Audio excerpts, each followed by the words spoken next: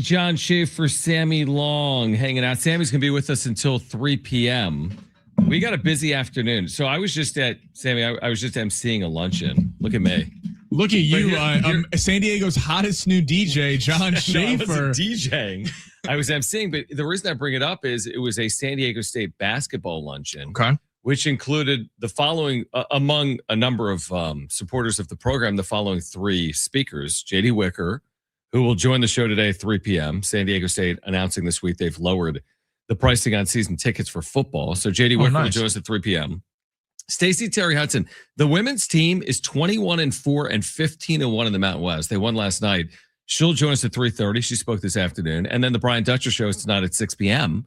And Brian Dutcher spoke this afternoon as well. So we have other guests throughout the course of today as well. So we're still qualifying a listener for these SDFC tickets for Saturday. This is their home opener, a match you can hear on San Diego Sports 760. When you hear the sounder, do you want to play it right now again, Brent? We have a sounder that you're going to hear every hour between now and 6 p.m. And when you hear this. On the other side, Anders, 1v3. Anders on his left. Anders, goal. El paletero. Param, param, pam, param, pam, pam. Golazo. Don't call right now, but the next time you hear that, call 877-767-4760 for a chance to qualify to win 2 free tickets for the opener Saturday, plus a free SDFC jersey. So we've been qualifying people all week long. Do not call now, although we see you calling now. Call the next time you hear it. And we've been qualifying people all week. We'll do it again today. We'll announce the grand prize winner of 2 tickets plus a jersey tomorrow. Now, also today, do we have 1 pair or 2 pairs, Brent? 2 pairs. We have 2 pairs of San Diego State, Utah State tickets for Wednesday. We're like Oprah. We're just giving everything away. Everyone gets a You know, can we? I want to start with baseball. Should I start jumping on the couch? Yes. Yeah, exactly. Listen, there's baseball tomorrow, which is ridiculous that we're going to see the Padres play baseball tomorrow. But I did kind of sleep more on the Aztecs result from Tuesday night, Sammy. And now with a little more, time to think about it and to watch how college basketball is playing out nationally as well, looking at these bubble teams, San Diego State remains firmly on the bubble. For anyone that completely wrote them off, say, well, their only path now is through the Mountain West tournament by winning it. It's not accurate because you look at where the bracketologists have San Diego State. Maybe they're one of the first few teams out, but they can play their way back into the field. They're going to have to play well down the stretch, including Saturday at Colorado State. They've won 4 straight. It won't be easy. But this idea that one loss takes you off the bubble, it's not really how the sport works. And San Diego State remains on the bubble. Well, and again, we look at the overall body of work in the Mountain West Conference play, and they've had 3 losses. And yes, it's frustrating that it came twice at the same team, and you felt like that was a golden opportunity to get some get back. So I understand everyone's frustration, but overall, they played very well. And they've had 1 loss at home during the Mountain West Conference schedule so far. Yep. And both losses have been really tight ones on the road. So I understand people's frustration. But to your point, I mean, UCLA was a perfect example. A week ago, firm bubble team. They got blown out by 30 in back-to-back games to Michigan and Michigan State. So you're looking at a little bit different thing for UCLA. All these bubble teams are just on projections right now, and they can have a slip up in the next couple of weeks. So if this was a week out, there was a game or 2 left, I'd be more concerned. But considering there's 5 games left, there's ample opportunity for a massive win against New Mexico, massive win against Utah State, and if you can handle business against Colorado State and company, I'm with you. I think it's easy when we first have a loss as fans and everyone wanting the team to do well to kind of go, the sky is falling, when that's not necessarily the case. Yeah. So again, will it be easy? I'm not telling you it's going to be easy. I'm just telling you San Diego State remains firmly on the bubble. All right. So the difference between this year and last year when it comes to the start of spring training, first of all, everyone gets excited for opening day, but this is, spring training opener tomorrow. Typically you're like, you get mildly excited for it, and then all of a sudden you throw it on in the second inning, and you're like, who's playing? Because there's just random players. You ease in your starters basically throughout spring training, especially with position players, because you have 5 weeks, and Manny Machado does not need 100 at-bats in February and March. The difference this year is with players leaving for the WBC, we're going to see a lineup that includes, we could potentially see a lineup that includes Manny Machado, Fernando Tatis Jr., Xander Bogaerts. We'll see about Jackson Merrill. He's not off to the WBC. I think what's different about tomorrow is you're going to see a lineup that looks a little bit like maybe an opening day lineup, or at least a more solid lineup with it being spring training. It is funny with baseball. It's like the NFL, you get really excited for preseason games because the cut line on the roster, the guys who are going to barely make it are going to play significant snaps. I think with spring training, a lot of these guys are, it's pretty thin chances of making the roster. But to that end, it is kind of a fun wrinkle that you have these star players going to the WBC. So they're going to play immediately. And we got into this a little bit the other day. It's less concerning to me that they're all hitters, basically, outside of Mason Miller, all hitters for the Padres. Because when Darvish was going off for years, like every pitch that's thrown every time you're warming up, people don't count it. But that's a couple games for Darvish that's already in the books. That's not even in for Padres baseball. So I get less concerned. I know some people kind of raise that of, if these guys aren't going to be getting reps with the Padres, I don't worry that Bogarts and Machado and Tatis can't hit a baseball. I don't really worry about that. I worry more about starting pitchers that are throwing bulk innings for teams that are trying to go win a WBC, and you're already starting the season at a little bit of a disadvantage. So I don't have much concern with them heading off to the WBC. I agree completely. I mean, nobody can control, what's going to happen in sports. Like injuries can happen. I mean, it could happen in spring training, let alone the WBC, let alone the regular season. So just because someone's playing in the WBC doesn't mean it wouldn't happen in a Cactus League game against Seattle. Right. So things can happen. The thing this spring that is going to be different, and again, it's like 2023, is you're only going to see Machado in a Padres uniform for a limited time. You're only going to see Tatis in a Padres uniform for a limited time. You'll get the week right now, maybe a little longer, about a week, and then you'll get the week leading into the season. That's it. So Manny Machado's spring training is this upcoming week and potentially the final week. And I'm honestly fine with that. I think by and large, the position players, it's too much time. The whole point of spring training, for anyone that missed the boat on this, is something you just said earlier. It's basically for starting pitchers to be built up. A position player could miss 6 months and rehab for 2 games in AAA and be ready to go. A pitcher cannot. You can't miss 6 months and be ready to go 3 days later. You have to have a period of ramping up. You got to go from 1 inning to 2, from 2 innings to 3, from 3 innings to 4 to basically be ready to go. So from a pitching perspective, it's way more valuable than it is for position players. And I think it kind of double helps the Padres. I think in terms of, not that people are worried about the Cactus League game against Mariners to score. I am. But it is right. Yeah. But in the final outcome, but it is kind of fun to see a Nick Castellanos or Ramon Laureano, some of these guys that are being put in more of a, hey, you're the stars now. Like you're not the supplemental players to a Machado, to a Tatis, to a Bogarts. It's kind of going to be fun that, albeit not massive circumstances, not pressure filled spots, see these guys get reps. And then for a player like Xander Bogaerts, a WBC could be the best thing that ever happened to him, because for a guy who, the talent's there, you saw it in Boston. And it came out a little bit last year. Give him some credit. Remember that series against the Dodgers where he hit his first home run? And that's when he kind of got going. Got going for a cup of coffee there and then tailed off. A guy who it's in him, but it feels like a confidence issue considering the contract he signed with San Diego. And whenever the Padres are faltering, he's kind of public enemy number 1 because of the amount of money that's being shipped off to him. A guy like him, could be good for him to get some confidence in the WBC and take that right in the regular season. Yeah, I mean, and beyond that, I mean, there's always going to be competition for spots, especially with this version of the Padres, with all these late signings, whether it's the Ty Francis of the world, whether it's the German Marquez, Walker Buehler conversation, Griffin Canning conversation.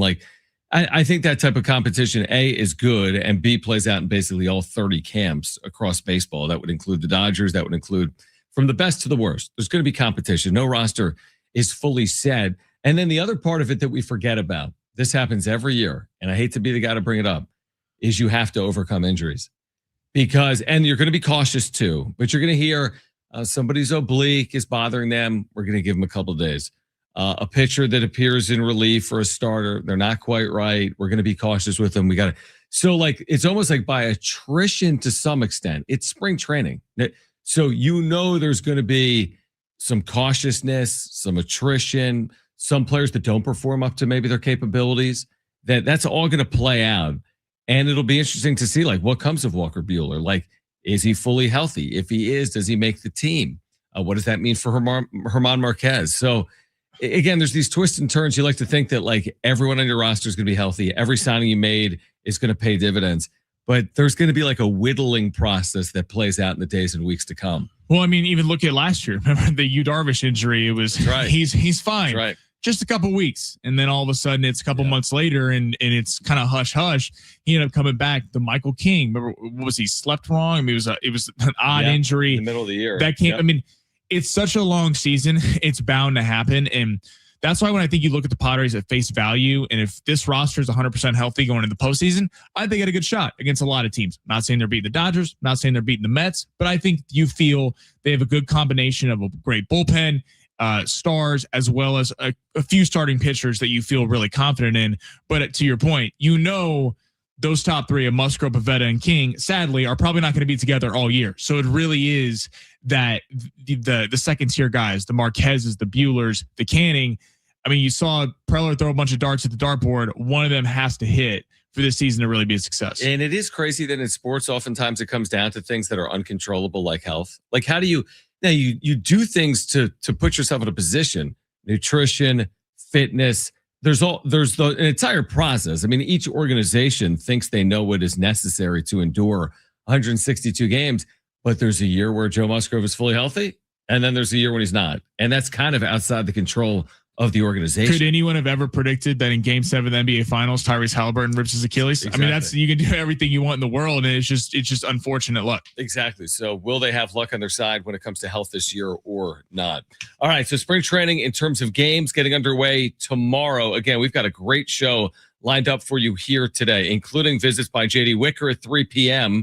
And we're giving away Aztec tickets. They're taking on Utah State next Wednesday. Huge game for San Diego State men's basketball. And again, we're qualifying listeners to an SDFC tickets and a jersey. Be listening for that sounder. And when you hear it, call 877-767-4760. We've got the latest from Peoria and more as we continue on San Diego Sports 760.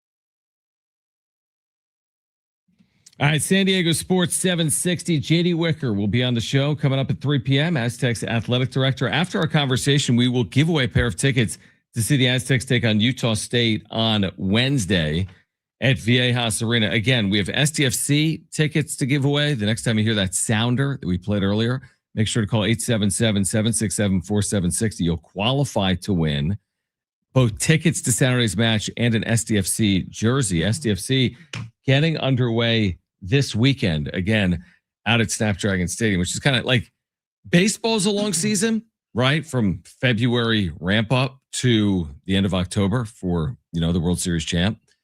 Soccer, Major League Soccer is a longer season. Like that, STFC was playing until right up. It was like to November, December. right? Yeah, it was like the last week of November, and they're starting in February. They basically have 10 weeks off. Now they were in the postseason, but like even baseball has 4 months off. But soccer has like 2.5. I mean, even now, I believe it's pushed up because of the World Cup. So you have the World Cup, so there's probably a stoppage in there in the middle. Yeah. Yeah, it is funny how in different ways, like the World Cup is in the middle of the season for the MLS, and the WBC is before the MLB season, but also kind of changes rosters and training camp. Like you have a couple, along with the Olympics, like some major sporting events in kind of an odd year that doesn't usually happen. Which is interesting. We talked about this the other day. I don't know if you were here. I don't think you were. Are you in favor of major leaguers in the 2028 baseball?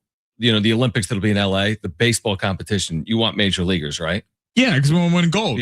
Because, and also you just want to, like, are you really paying attention if it's a collection of, let's say, either minor leaguers or college baseball players?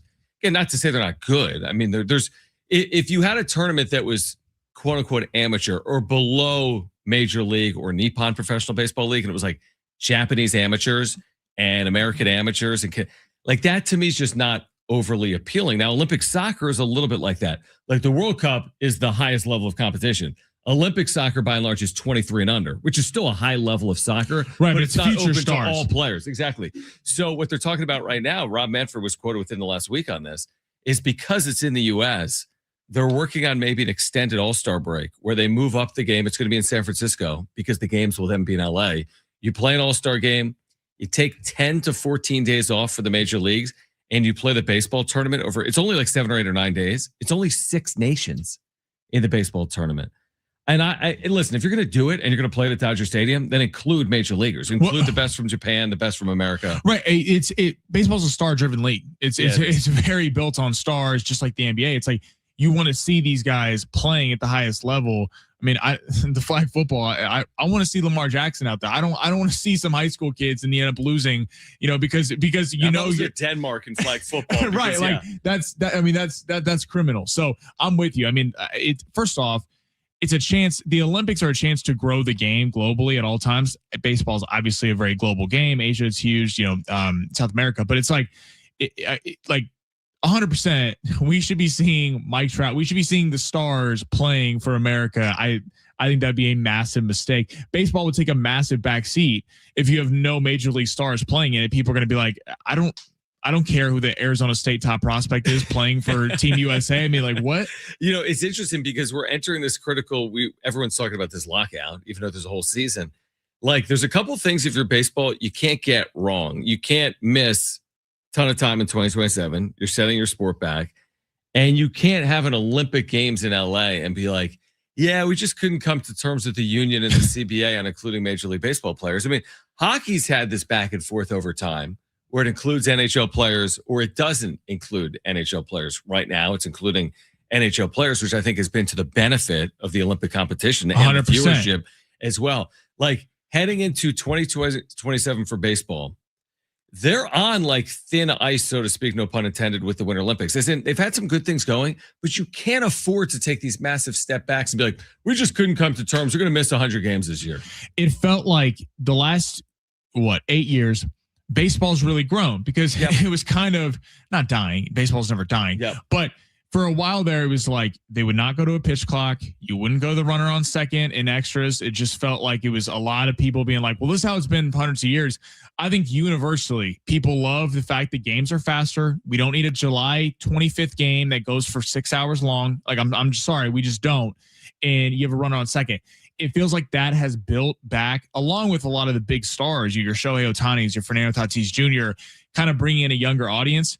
To the point you made, I mean, not playing next year if you're not at the Olympics with the MLB stars, you're taking away massive opportunity to grow the sport, and that can't be good for the game of baseball. And I do wonder, like, does 2026 continue positive momentum, or are people more like tepid with what's to come this offseason? I don't think anyone is looking ahead. I don't think anyone's like, hey, I'm not going to watch this year because I know what's on the horizon, or I'm not going to attend this year. It might make more urgency for this year. He's like, that you might not get it. And the whole idea, and listen, I understand some of the narrative that, the national narrative. Well, the Dodgers already won the World Series. Or, what's the point? We've heard over the last 2 years. Like, why even compete? I disagree entirely. There's a huge level of uncontrollable variables in the postseason. Even with the Dodgers winning the last 2 World Series, it's not like they steamrolled their way through. It's not like it's the easiest thing in the world to accomplish.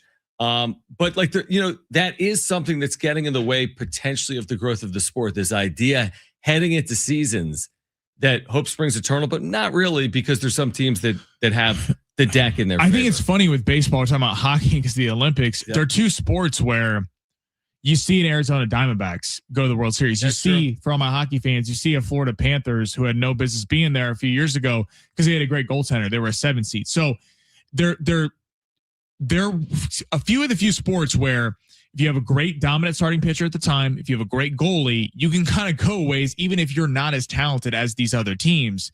And I mean, to have that not be coming up next year, I think it actually adds to this season that, the Dodgers had 4 opportunities to get knocked out of the playoffs the last couple of years. The Padres had them on the ropes 2 different times. The Blue Jays had them on the ropes in the World Series 2 different times. To your point, they didn't steamroll everyone. This is not a Shaq and Kobe going 16-1 en route to an NBA championship where the only loss they had was when Iverson dropped 50. The Dodgers, there's a misconception the Dodgers just absolutely obliterated everybody. And I think we'll see that come playoff time. Not that they won't win a World Series, but I just think it's the wrong narrative for baseball to be kind of perpetuating that. Now what would be interesting, and I'm not, rooting for it, obviously, if they won 3 in a row heading into a CBA negotiation, what does that even look like? What impact does that have on owners as they're negotiating with players when the same team with the top payroll has won potentially 3 consecutive World Series? It would be their 4th this decade if that were to play out. All right, we'll continue the conversation on the other side. Plus, the NBA's plan to combat tanking. We have the latest on that. Plus, JD Wicker will join us coming up at 3 p.m. This is San Diego Sports 760. We're live on the iHeartRadio app.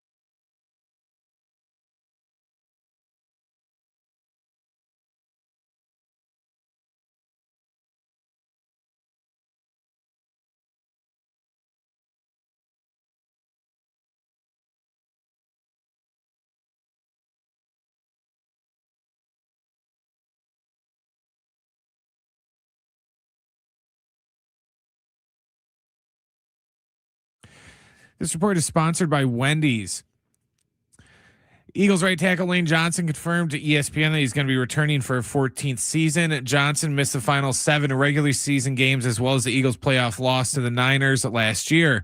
Tonight at 6:00, it's the Brian Dutcher Coaches Show. The head coach will talk with John and preview Saturday's game when they go on the road to take on Colorado State. Our pregame coverage for that one will start at 2:00, and John will have the tip a little after 3. Choose one of Wendy's new Biggie deals at $4, $6, and $8. The new Biggie deals are bigger and biggier than ever. For a pretty Biggie deal, got to be Wendy's. U.S. price and participation may vary.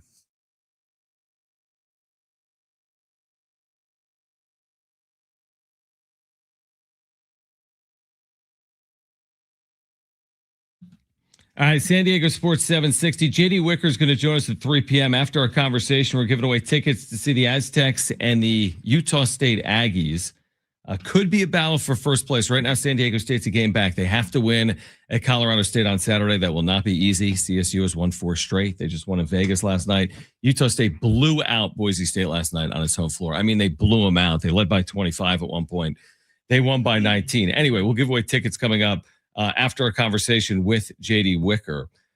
The NBA, for whatever reason, we've talked about this a lot. For whatever reason, they just cannot figure out tanking. I mean, they've been working on it for literally decades, right? And the latest here is from Shams.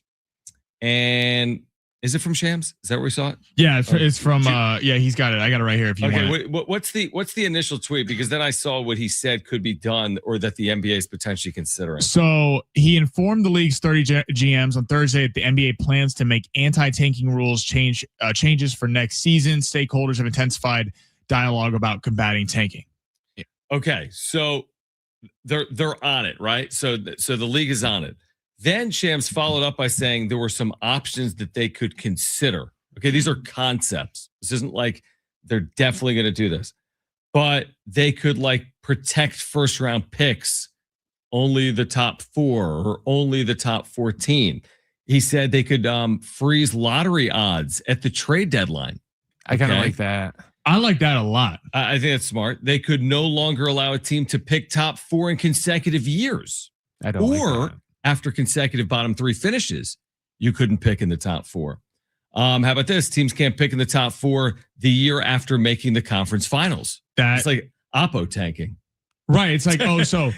Right. I mean, look at last year. They didn't make the conference finals, but the Spurs in Dallas, who had the fewest odds to be in the lottery, ended up getting the top 2 picks, getting superstars. Well, look at Indiana. They were in the finals last year, and now they're one of the worst teams in the NBA, right? Right. That's so a year after making it that far, you can't go from top to bottom and then be rewarded that quickly by going from the top of the league to the bottom of the league. My only question with that scenario is, what are you going to do with like a team like OKC that has all these picks that are other teams' picks? So you're going to say that they can't use those picks? You know, maybe. They're not the ones that tank. They just have acquired them. Right. How about this? Lottery odds allocated based on 2-year rolling records. You're still going to have terrible teams in there. Yeah. They'll just tank for 2 years.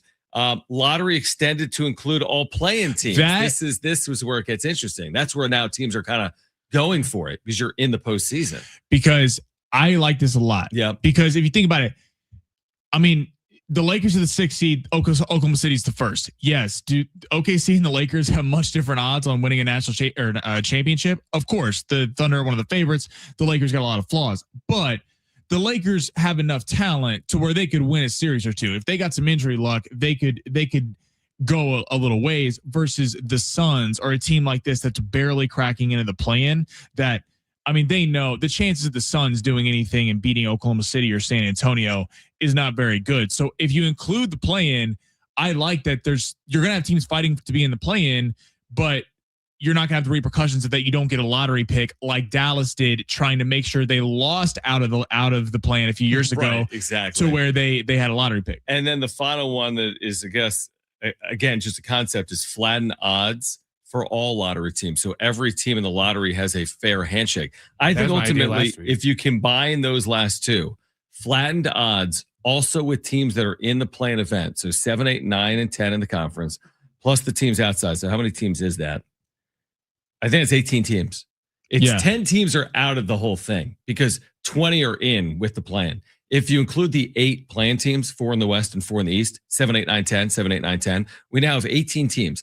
If all 18 of those teams had a 5% chance, because 5 times 20 is 100. So a roughly 5% chance to land pick 1, 2, 3, or 4. I think you'd probably do a decent job of changing the way teams go about handling games. Well, because there's no incentive to then lose out. Incentive. Because then, right now owners are looking at, hey, if like the Kings tonight, they just shut down DeMontis Sabonis, Zach LaVine's out. Oh, they have these guys are having surgery to avoid playing. So they right now are going, you know what? We're going to not care about the fact that ticket prices are about $5 to get into a game the rest of the season. Right. And we're going to hope that we land a Darren Peterson, a Boozer, a DeBonsta, whoever it is next year. But to that end, if you had an even number of odds of 5%, roughly 5% chance to get a top pick, then you would start wanting to put out your best players down the stretch because you want to sell out every night. Yeah, there's no incentive. If everything is equal, then there you would actually eliminate it. Like, how could you even tank if there'd be no point? Yeah, there'd be no point. The fact that it's taken this long, though, still is shocking to me. This sport, with its $7 billion TV deal per year, heads into this year and is dealing with this right now. Something that we've literally been talking about. I mean, it probably goes back to before the Sixers with the trust the process. There was a team before that, I forget, that did it better than Philadelphia. But that's like 20 years of time from before the Sixers to where we are now. They've had CBAs, they've had all. It's just amazing to me. They're talking about expanding the league and they can't get to the bottom of this. It's so odd because it's like you thought when the lottery originally happened that, the ping pong ball, you thought that the original idea of the lottery was that even if you have the worst record in the league, and let's say the pick, you're not guaranteed. Yep. Again, look at last year, the Spurs and the Mavs at the top picks.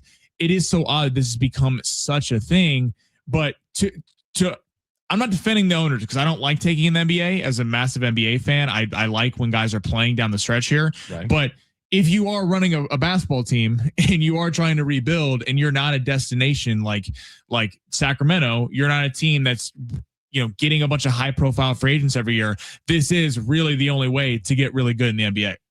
And a lot of these teams, they don't really need to tank because they suck on their own. Yeah, they don't really have to bench starters because look at Sacramento. They're not winning anyways. So. I also think that because in the NBA you can sign a super max if you're drafted with your team. So it was done to incentivize staying with a small market, a Milwaukee, a team like that, where they can literally offer you more money than just everyone, the even playing field, max level contract. You're going to LA, you're going to New York or Boston. But I think in a weird way, even though that promotes you staying with your team, it also promotes owners to try to get a top rookie because they know that really is one of the few ways that they can retain top talent is by drafting them and simply paying more money. So it creates less movement around the NBA when a guy's getting offered $40 million more overall on a contract.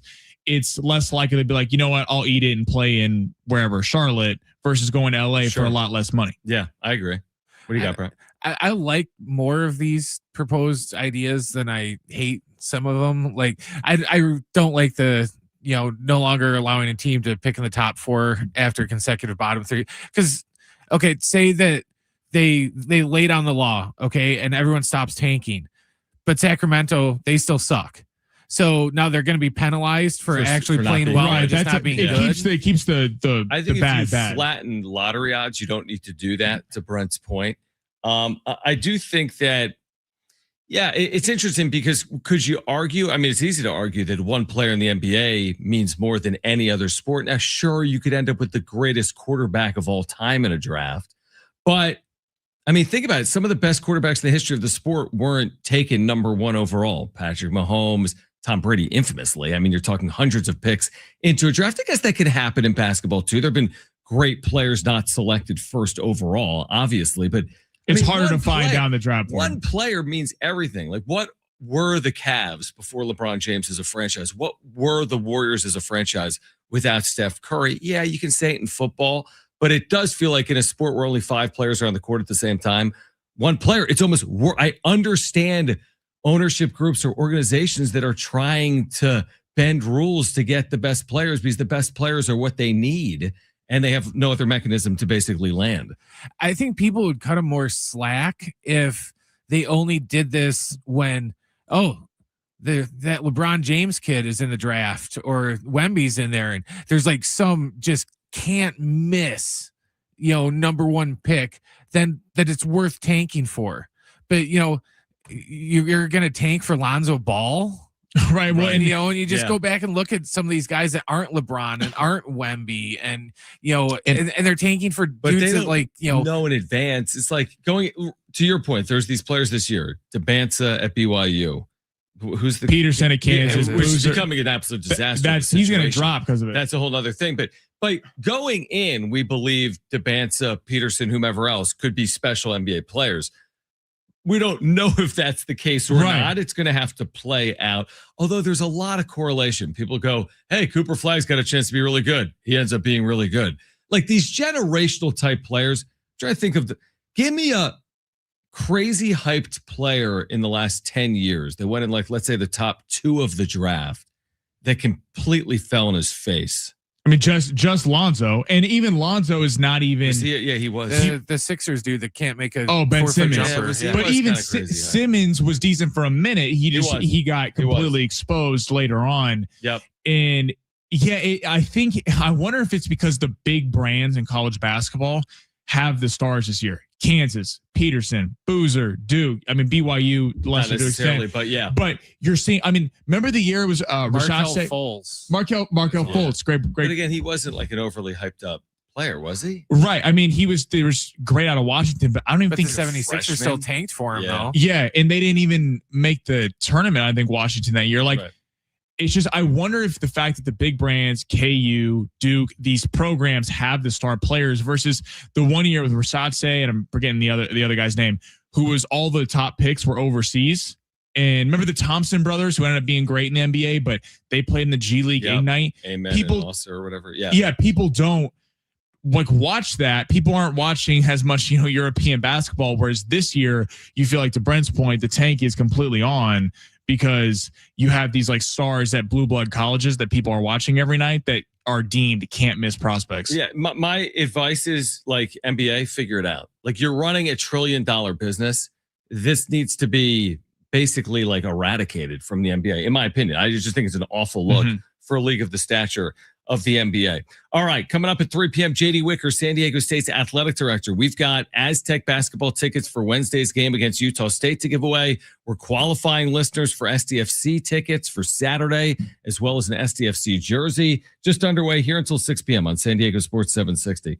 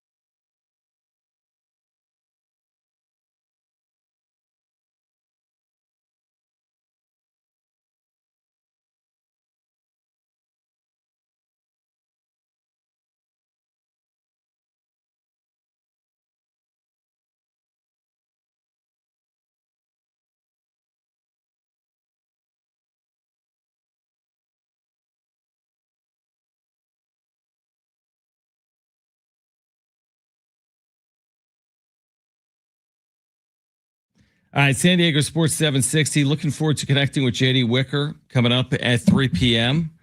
Talk some San Diego State football and basketball and Pac-12, and March is coming, believe it or not, Sammy. You know, March. It's almost here. A couple weeks. If Viejas Arena has the NCAA tournament this year, exciting. I saw you there 4 years ago with your dad. Yeah, they. I gotta say, Viejas put on a great because awesome. It's a great venue anyway because you sit down on the floor. Yeah. So for a March Madness game, it's fantastic. There's no like upper decks. Like, listen, I like an NBA arena. Like, there's some great NBA arenas. Yeah, totally. But like the Aztecs played on their trip to the Final Four, on their like travels, on their road, like CBS would say, on the road to the Final Four.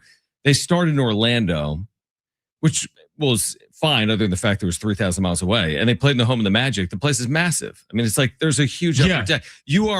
You got to be 150 feet further in the home of the Magic from the court than you could be anywhere at Viejas Arena. Because they always play the Final Four in a football stadium, and it's cool because the court's elevated. Yeah. But it is like, unless you're sitting down low, I don't think going to a Final Four and sitting up top is that enjoyable. I mean, because it's like it's not made for basketball. See anything in a final, right? Like, yeah, right. You're there. It's the Final Four, so I'm all in favor of it because it's such a massive marquee. Right, it's one of the great sporting events of the year. Like I just Googled this. Anyone want to take a guess the year that the Final Four was last played not in a domed football stadium? So in an NBA arena. 95. Great guess. Not correct.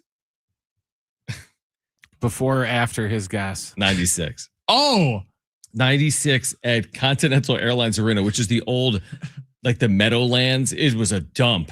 Like, I've been there. It was an absolute dump. That's the last time the Final Four was held in an arena. Now, an arena has so many advantages, specifically for the teams. When you're playing in a dome stadium for football, there's no backdrop. Like, you're shooting a hoop, and there's like 500 feet behind you. Yeah. So the depth perception is very odd. The perspective and everything is really, it is kind of bizarre. But it's amazing they could even do it. Going back to the 2023 Final Four that San Diego State was in, and of course famously won on Lamont shot. I mean, think about that. Not only is that moment ridiculous, he did it in a dome on an elevated floor. You know what I mean? And when they didn't call a timeout and set the play up. I mean, it was really an insane finish. But I will say this, because you're a big boxing UFC guy, right? Yeah, hell yeah. And I've never been to a prize fight but I back in the day, and I've watched them, right? The pay-per-views, but not a ton, but certainly back in the day. When Lamont hit that shot, the buzz in the building felt just to me immediately like a prize fight. Right, like a big knockout. It's nothing like it. Everyone was buzzing. And the arena was buzzing because that was the first game of the Final Four, and the second game was UConn-Miami. And there's probably 35 minutes, maybe more, because the Final Four, 45 minutes between games. The place was buzzing for 40 minutes. Just people talking, right? That Final Four was so fun, too, because you had like all these great stories. Like even Florida Atlantic. Florida Atlantic was a team that came out of nowhere, was going on this great run. San Diego State, if you're a diehard college basketball fan, we always talk about it. They beat Fresno State by 2 a month earlier. Everyone's their first Final Four. Yeah. You had UConn, who was steamrolling everyone in the tournament, and was wondering if they could get stopped. And then Miami, it was just a fun Final Four with new teams that wasn't just Villanova, Duke, North Carolina, stuff like that. Yeah, I don't even know how we got there. How'd we go? Oh, because Viejas Arena is going to be hosting NCAA tournament games.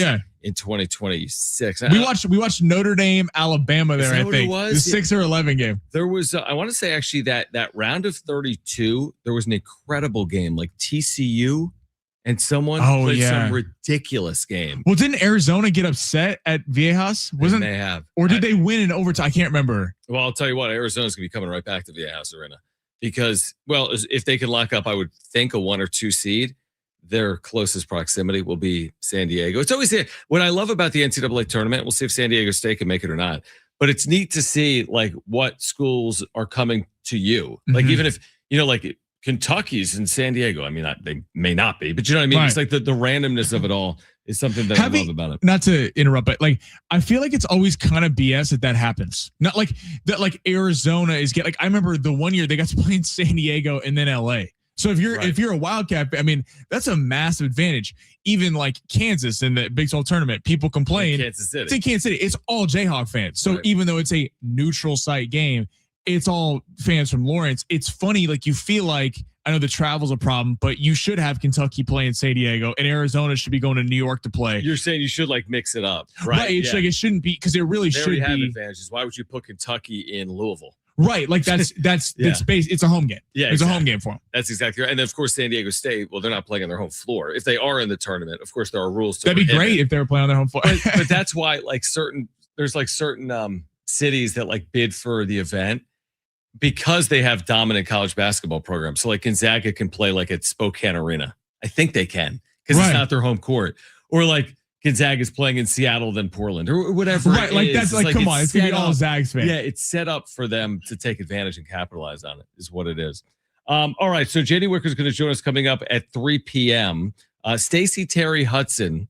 We got tons of Aztec talk today and Aztec tickets to give away. Stacy, Terry, Hudson, head coach of the Aztecs women's basketball team, will join us coming up at 3:30. Also on the show today, I haven't mentioned till now, Marcelo Balboa, who is an MLS analyst. He played at San Diego State, believe it or not, back in the late 1980s. He's been on the show before. He'll get us ready for SDFC and Montreal this Saturday.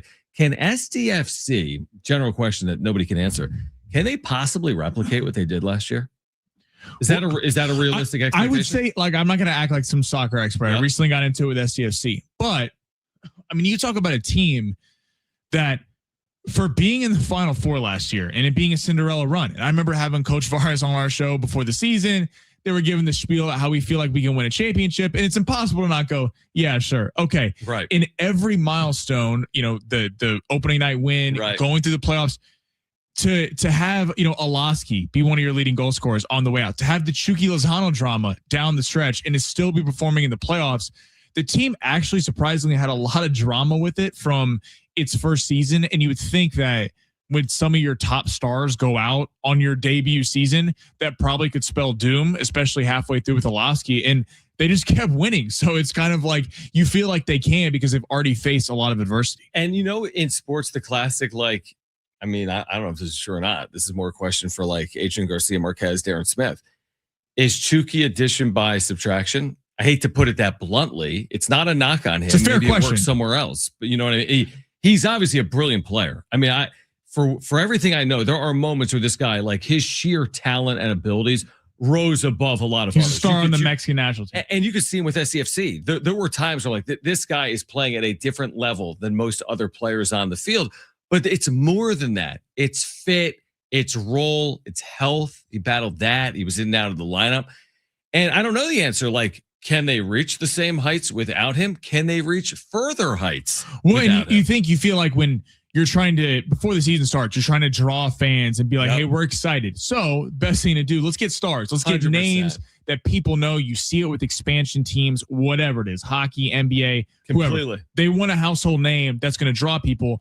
And it's like the supporting talent was so good that, to your point, it could be an addition by subtraction, and that the whole team was maybe much better than they thought it was going to be. And that's like, so maybe it's not a star-driven team. It's more about the collective. Saturday night, STFC getting underway in year 2 against Montreal. We are qualifying listeners for a pair of tickets and a free STFC jersey. When you hear that sounder, the goal call from Adrian Garcia Marquez, call 877-767-4760. Sammy, great seeing you. Appreciate you, my friend. You're the best, boy. JD Wicker on the other side, San Diego State's athletic director on San Diego Sports 760.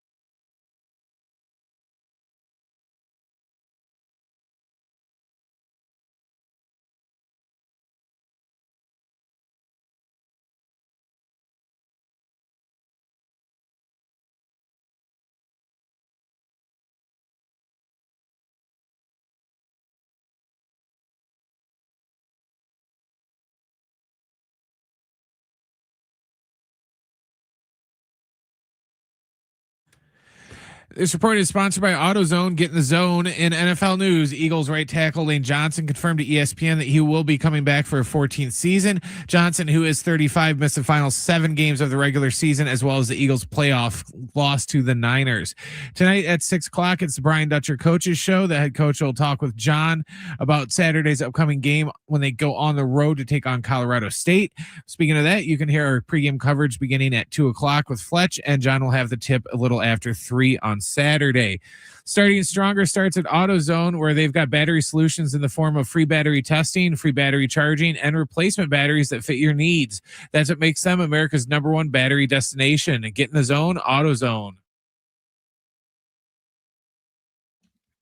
All right, hour 2 here on San Diego Sports 760, and great to welcome back JD Wicker, San Diego State's athletic director, back with us here on the home of the Aztecs, San Diego Sports 760. I was able to connect earlier today with JD. I was talking about this earlier, the San Diego State basketball luncheon. How about this, JD? I didn't even mention this to you earlier. All 3 of our speakers this afternoon, yourself, Stacy, Terry, Hudson, Brian Dutcher, all 3 of you are on the air today because you're on now. Stacy's coming on at 30 minutes, and then we've got the Brian Dutcher show coming up tonight at 6 p.m. So good seeing you earlier, and thanks for doing it. Yeah, absolutely. Excited to have the opportunity, and a lot of good things to talk about on the Mesa right now. There are a ton. I want to start with the announcement that came out earlier in the week about the pricing for season tickets for football games at Snapdragon Stadium in 2026. You've lowered ticket prices for Aztec fans heading into next season. What do you want our listeners to know about this heading into the Pac-12? You've got tickets, correct me if I'm wrong, starting under $30 per game for this upcoming year.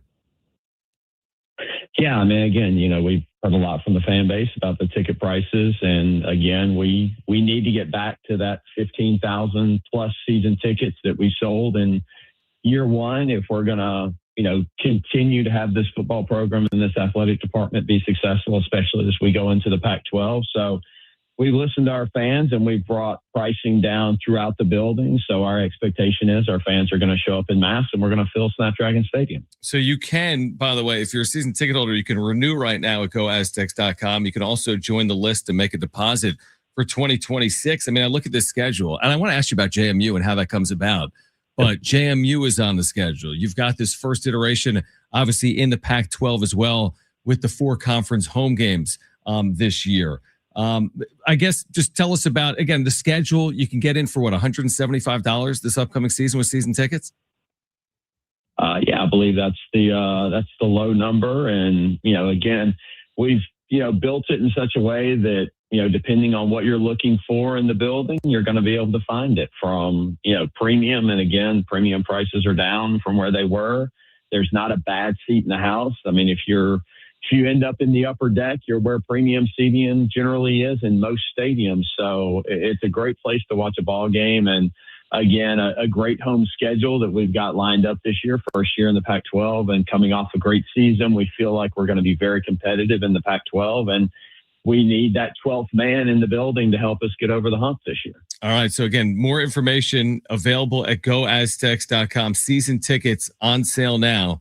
Again, at goaztecs.com. I feel like when I look at the schedule overall with games, for example, on the road against UCLA, at home against JMU, the uptick in scheduling just by being in the Pac-12 in general, do you feel as if the schedule should put you in a good position from a group of 6 perspective if you have the season you want to have to compete for that spot in the playoff, right? You have the schedule to do it. Yeah, I think so. I mean, we start off with a Portland State game, and, hopefully that's one where we get to, work out some kinks and make sure we're all dialed in. And then we go to UCLA. And again, that's a game that we think is winnable. We won in the Rose Bowl the last time we were there. Yep. New coach, they're rebuilding. So I think that's a game where we can, go up and have a great shot against a Big Ten team. And then you bring James Madison in, and JMU is replacing what was the non-conference Oregon State game. And that's going to give us an opportunity, an opponent that people should recognize. They were in the college football playoff. They've, been very good over the last number of years as they've moved up into Division I and FBS. And then you go play Toledo, and that's a team that has regularly competed to win the MAC conference. So that's a game that's not going to be, easy by any stretch. But from a non-conference standpoint, 3 really quality games as you think about RPI to then launch us into the Pac-12. And, we really feel like across, our league, if you win the Pac-12, you're going to have, a great opportunity at being that school that's in the college football playoff for the group of 6. San Diego State's athletic director, JD Wicker, with us right now, home of the Aztecs, San Diego Sports 760. Can you take us at all just behind the curtains? I love scheduling, but for like when people hear San Diego State, James Madison, what are the factors at play that create opportunities like that in college football? Yeah, the big thing for us at this point was with, the loss of Oregon State as a non-conference game. It was a little challenging to find this, last non-conference game. We actually benefited from the 4 autonomy conferences moving all to 9 conference games.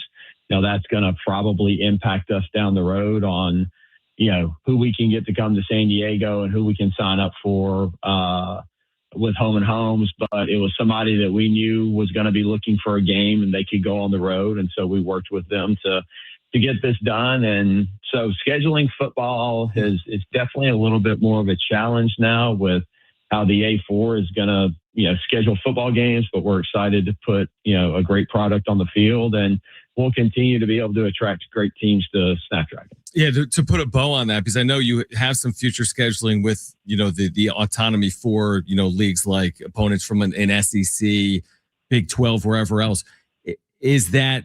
Will that remain, or what's the future of some of those series look like? As you've said, as these conference schedules have expanded, that's taking away non-conference opportunities, right? Yeah, and I think, the big thing for us is a league is to be really competitive out of the gate. And then, that's going to help those autonomy 4 conferences look at us and say, okay, that's a competitive game that can help me, as we get to the end of the year. And the playoff committee's looking at, overall resume. We've had conversations with Oklahoma. Joe Castiglione, who's the outgoing athletic director, said, no, the plan is still to come to San Diego.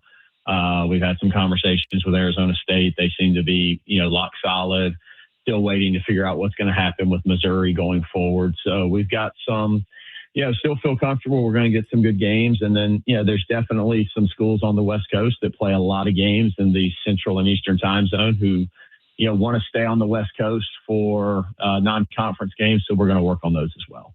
JD Wicker, San Diego State's athletic director, with us right now on San Diego Sports 760. So we saw a Pac-12 schedule recently for football that we're touching on here right now as well. What was I want to ask you about flex scheduling, but what was just your reaction in general to San Diego State's conference schedule for the upcoming year? I thought it worked out really well. I think, we do end up with 2 road games at the end of the season, and that's something that, we had a lot of conversation about, that the conference really didn't want to see that happen, but it just, the way things worked out with the schedule, that's where we ended up. But I like our schedule, as it lays out, home game, road game, home game, road game, that type of thing as it plays out towards the end of the year. And then, the flex scheduling at the end, actually that was better received nationally than we kind of envisioned it would be. We didn't realize that, people were really excited about it from the national media standpoint. It does give us the opportunity to create, a great opportunity in that last week to make sure that we put our best foot forward as we're looking at CFP and what that resume looks like. So we will, play, and hopefully that we're in contention at the end of the season to play for that conference championship game and hopefully host it. And we'll see how that flex schedule works out. What I liked most is that because there's going to be 7 games that count in the conference, right? Those first 7, and then the flex isn't contingent on like championship game or standings. What I like most from a San Diego State perspective, and correct me if you think I'm off here, but that you get 4 of the 7 at home, right? Because only 4 of the teams play 4 of the 7 at home. I feel like that is an inherent advantage, and that should be beneficial, or could be beneficial. Yeah, I mean, that's definitely in this first year. That last Fresno State game will not be a conference game. So, yes, we have 4 home conference games, which is, a positive. We're going to have 3 tough ones on the road. And then the next year it'll flip, and, we'll have 3 home games, 3 conference home games, and 4 road games, unless something changes from a conference alignment standpoint, which I don't see happening, but you never know. But yeah, we're excited about where we're at right now, and it's going to be a great football schedule. And again, really look forward to our fan base and this San Diego community coming out and supporting this football team. To follow up on the point you just made there, because there's so much chatter about, well, there's always chatter about realignment, as you know. I mean, it's the story of college athletics for 100 years. But as it stands now, and this is so hard because nobody can predict the future, but you could envision 7 other opponents in the Pac-12 beyond 2026, as in you could see the membership portion of it staying the same beyond just 2026? Yeah, I don't, again, don't have a crystal ball, and you never know what's going to happen. But I think right now we're happy with who we are and where we are. And, we want to make sure that as over the next 5 years is probably you see whatever that next shift is going to be, that we're in a place that we can be as agile and flexible to, work with what the landscape is. That's going to be most important for us. So I think right now, we're comfortable with where we're at. If something is, just amazing and something we can't pass up, then we'll certainly address it. But I think right now we're comfortable with where we're at. I know a question you get often, and one I ask you often as well, is just what comes next with the Pac-12. We're getting a lot more information, whether it was the football schedule release, the flex schedule piece as well. Like, what is on the horizon from your seat as you meet with these other presidents and athletic directors and have these meetings? What's still to come in the weeks and months ahead? Yeah, we had a meeting this past week, AD meeting virtually, and we will meet in person in Vegas around the basketball tournament. And, hopefully we'll come out of that with information on, where the basketball tournament's going to be in the future for the Pac-12. And I don't know I don't know that we'll have a basketball schedule yet, or at least a first edition of it. But we're also, trying to nail down all of the conference championships for all of the other sports. What do those conference schedules look like? What do the brackets look like for the championships? Those are important. We're working on things like replay. I mean, that's one of those things where everybody coming in might have a different replay system coming from different conferences. So we've all got to agree on what replay system we're going to use. So we're doing that type of, kind of nitty gritty work. Really appreciate the work of Jenny Bramer, senior women administrator, and what they're doing, the senior, all of the SWAs in the Pac-12 and our marketing and sports information groups have been, working together, compliance folks. So there's a lot of work behind the scenes to just make this conference work. And that's what we're doing right now. I want to ask you about basketball, both sides. I mean, both of these teams are vying right now for regular season championships, certainly tournament championships. That'll be determined in March. I guess you know how it is watching college basketball. There's so much anxiety. Every game is so impactful. Yes. Where are you at right now this time of year? Again, the men have 5 to play, just lost to GCU at home, but the opportunities in front of them. The women's program, JD, as you know better than I, is turned into one of the better stories in the sport. They're 21-4 and 15-1. How do you feel about these two programs' chances down the stretch? Yeah, really excited about the women's program. That was a game last night. They played UNLV, who's kind of the last couple of years been the standard bearer in the conference. And, they played so well last night. 5 players in double figures. It was Stacy Carey's 200th victory. Very happy and proud of her for the work that she's done with this program. And, Saturday they play at home, Viejas versus Fresno State at 1:00. Important game, win that. And they're guaranteed at least a share of the regular season championship. So encourage people to come out at 1:00. It's go to goaztecs.com to get your tickets, a very inexpensive ticket. Come out and enjoy watching a really good basketball program, and excited for them to hopefully lock up the 1 seed and see what they can do in March. And then on the men's side, obviously, everyone's disappointed with the game against Grand Canyon, but you got to move beyond that. And as Dutch likes to say, we still control our own destiny. Tough one at Colorado State Saturday at 3:00. And then you've got Utah State coming in and, win Saturday and beat Utah State. You're back tied for first in the conference. And that's the key, is go in there and get that 1 seed. And let's go win our last Mountain West Conference tournaments. Nothing would be better than to, go in as one seeds and then sweep the conference tournament on our way out of the conference because we've owned the Mountain West Conference in basketball. So let's keep owning it. It's been an amazing run of success, obviously, in Las Vegas. I think Brian Dutcher in 8 seasons has coached in 7 championship games in the Mountain West tournament, and we'll see if he can make it 8 in 9 years coming up in just a couple of weeks. JD, again, for our listeners, football season tickets pricing lowered for 2026. Tickets starting at less than $30 per game, and you can place a deposit right now at goaztecs.com. Again, San Diego State transitioning to the Pac-12 in 2026 at Snapdragon Stadium. And again, you can make that deposit at goaztecs.com. Great seeing you earlier. I'll catch up with you next week, and we appreciate you taking time for us today. Yeah, John, appreciate it very much. Appreciate y'all's support, and travel safe to Colorado State on this weekend. Hopefully it doesn't snow and y'all get back and we get a good W next weekend. So, and hey, again, Fresno State, Saturday, 1:00, women's basketball. Come check it out. Tony Gwynn Legacy this weekend. Baseball's here. I think Friday night at 6 against BYU, 5:00 against Utah on Saturday, and then USD at 4:00.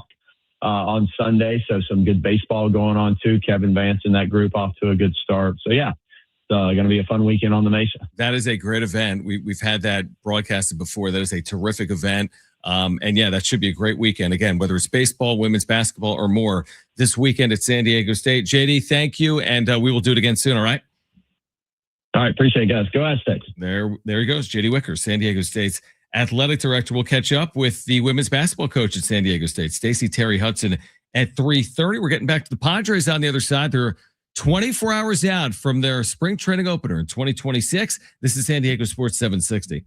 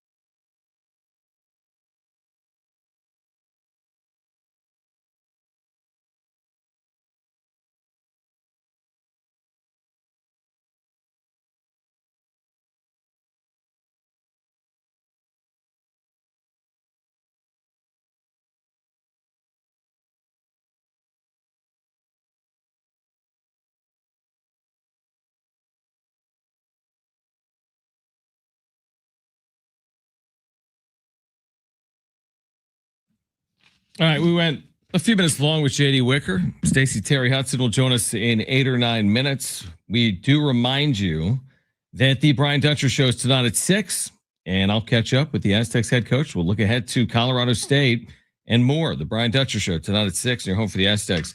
San Diego Sports 760. So this isn't within the last few hours, but within the last, I might be 36 hours now. But Fernando Tatis Jr. had some interesting things to say about the Dominican team in the WBC against the Japanese team. He said, quote unquote, they're nasty, but we're going to beat them. He told reporters, I guess on Tuesday. So you're going back a couple of days. Again, we're going to shift our attention. I think locally, you're going to spend a lot of time, obviously, on the Padres. They're in camp. And honestly, we're not going to be talking in May about Team USA winning the WBC or losing it, or the Dominican team winning the WBC or losing it. I like the moxie.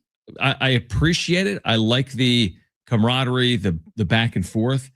It'll be interesting to see how it plays out. It's like with Fernando Tatis Jr., he's typically reserved with the media. You don't really hear Fernando Tatis Jr. before a Dodgers series being like, we're going to beat him. Like, we're going to take him down. That's not usually in his DNA. But I'm not opposed to what he said, which is, basically saying, bring it on. It's the WBC. I mean, you could guarantee a win, and if you lose it, who's going to hold you accountable? Like, it's the WBC. So, I'm intrigued by some of these matchups. I really am. I mean, the Dominican team in general with a couple of Padres. Obviously, everyone's going to be interested to see how Team USA performs. Japan's been the class of this event, and they've got stars. They have the Otanis and the Yamamotos, right? All these guys, some of the new guys that came over this year to America, like Murakami, or there's tons of guys obviously on Team Japan. So, on one hand, I haven't been the biggest, most ardent supporter of the WBC. Like, it doesn't overly impact my life, but then it kind of creeps up on you. And because there's going to be Padres playing in it, I'm intrigued by it. Again, first of all, I'm thinking about, can you stay healthy? That's way more critical to me. I'd rather have Tatis go 0 for 16 in the event than suffer anything, right? I'd rather that than anything happen to him. And the same goes with Machado, so on and so forth. But assuming they can stay healthy, I'm intrigued to see how it plays out just in general. So I've come around on it, I guess. Like 10 years ago, I hated the WBC. 5 years ago, I didn't really like the WBC. Now I'm not enamored by it, but I understand that it is here to stay. Like, it's not going anywhere. I still don't like the idea that people pretend like it's as important as like a major league season, because I think that's utterly ridiculous and insane.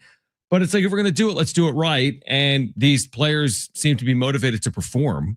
And a lot of major leaguers now do play in the WBC. So let's see what it looks like. Now, I'll also say this. If the Dominican team wins the WBC and Tatis goes off and Machado goes off, I just hope we see that same player once we get into the season. I really do. I like, if they win it all and Tatis hits 6 home runs in 7 games, then that's the player I want to see, this upcoming season. Like, and I hope that's how it plays out. I'd be almost like more disappointed if he hits 6 home runs in 7 March games, and then all of a sudden we get into the season and he's hit 2 home runs and it's May 1st. So that's how I see it. I don't know. I can take it or leave it, really, honestly. I'm not even enamored by, Team Dominican or Team Japan or even Team USA. I've brought up before, I'm enamored by Team Chechnya? I don't know. I don't know if is it not the Czech Republic? Not anymore. It's CZECHIA. Gotcha. I'm totally butchering it, so you're from there, my bad. But their team, I just love it because they're not professionals. They're just normal dudes that have jobs. Right. Like, their pitcher is a marketing and communications director. Another pitcher is a nuclear equipment operator. We have a real estate guy. We have an electrical construction worker, a firefighter, an English teacher, a groundskeeper, and a social media guy. And I just think that's kind of interesting that, they're going to go up against, Team Japan and all of, Shohei Ohtani and all these like big name guys. And it's like, here's a 5th grade English teacher that plays shortstop for the WBC. Like the premise of the Jamaican bobsled team. Like these aren't pretty much bobsledders, but here we are on the, the world stage. Yeah. Well, they probably won't win one game, but I don't care. I still think that's kind of neat. Yeah, you never know. All right, Stacy, Terry, Hudson, San Diego State women's basketball in the midst of an incredible year. They're 21-4. They can clinch a share of the Mountain West regular season title with a win this weekend. She'll join us live next on San Diego Sports 760.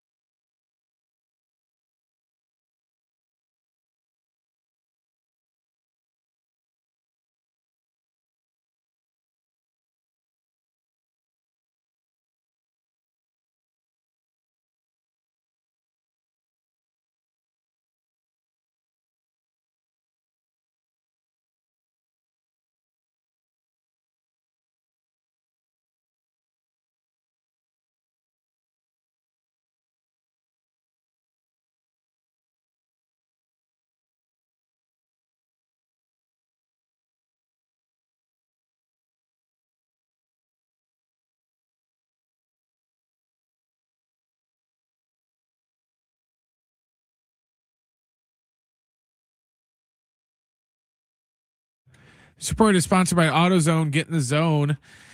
Eagles right tackle Lane Johnson confirmed to ESPN today that he will be returning for a 14th season. Johnson, who is 35, missed the final 7 games of this season, as well as the Eagles' playoff loss to the 49ers. Tonight at 6 o'clock, we have the Brian Dutcher Coaches Show. The head coach will talk with John about this Saturday's upcoming game on the road against Colorado State. Speaking of that, our pregame coverage will begin at 2:00 with Fletch, and at 3:00, John will have the tip. Starting stronger, it starts at AutoZone, where they've got battery solutions in the form of free battery testing, free battery charging, and replacement batteries that fit your needs. That's what makes them America's #1 battery destination. Get in the zone, AutoZone.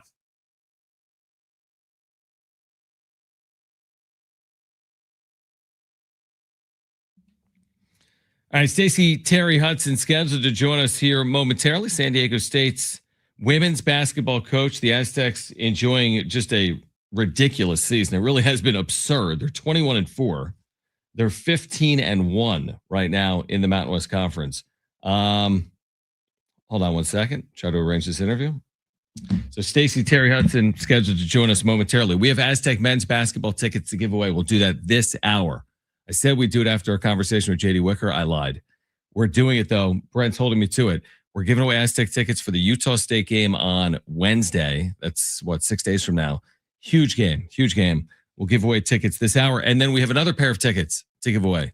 So we'll do that as well. And then Brian Dutcher will join us live as well. If you've got a question for Dutch, whether it is looking ahead or off the loss to GCU, you can text us. We can ask it to him live at 6 p.m. 70470. Start your message with the word team. Again, 70470. Start it with the word team. All right. So Stacy Terry Hudson will join us momentarily. Again, we started the show talking about what's different this time around with spring training is that the players are actually going to be playing at the start of spring training. So we're going to get into that later this hour as well. All right. Stacy Terry Hudson, who is in the midst of a very busy stretch. She's got a 15-1 program in the Mountain West. They're a win away from capturing at least a share of a Mountain West regular season title. She's speaking at luncheons. She's coaching a basketball game last night, a huge win over UNLV in front of a great crowd at Viejas Arena. And you can see San Diego State playing this weekend as well at 1 p.m. on Saturday against Fresno State. Tickets starting at just $6. Get there and support this first-place team in the Mountain West. Tickets are available at goaztecs.com. San Diego State, Fresno State, Saturday at 1 p.m. But, Coach, first of all, thanks so much for hopping on. And actually, let me start here. I mentioned it earlier this afternoon. 200 career wins. You earned number 200 in this big win over UNLV yesterday. Congratulations in order, and congrats on where this team is right now as well. Thank you so much. It's an exciting time for us on the Mesa here. We have a great group of girls and a fantastic staff, and we're doing some great things. So I'm really proud of what we've been able to do over the last 4 or 5 years here. And getting this program back on track. So it's been fun. You made an interesting point earlier today that, I guess this is just true in sports now, especially with the roster turnover. I don't know if you truly know what to expect heading into a year. Now, you had all kinds of success last year. You won the Mountain West tournament. You played in the NCAA tournament, but you've got a relatively young group. Obviously, 21-4 is one of the best stories in college basketball, 15-1 in the Mountain West as well. Not how surprising has it been, but what has it taken out of this group to get to this point with all the unknowns, I guess, heading into the year? We had some really important meetings in the beginning led by my associate head coach, Kelly Lewis, who just really kind of set the table as far as what the leadership's going to need to look like, what the buy-in's going to need to look like.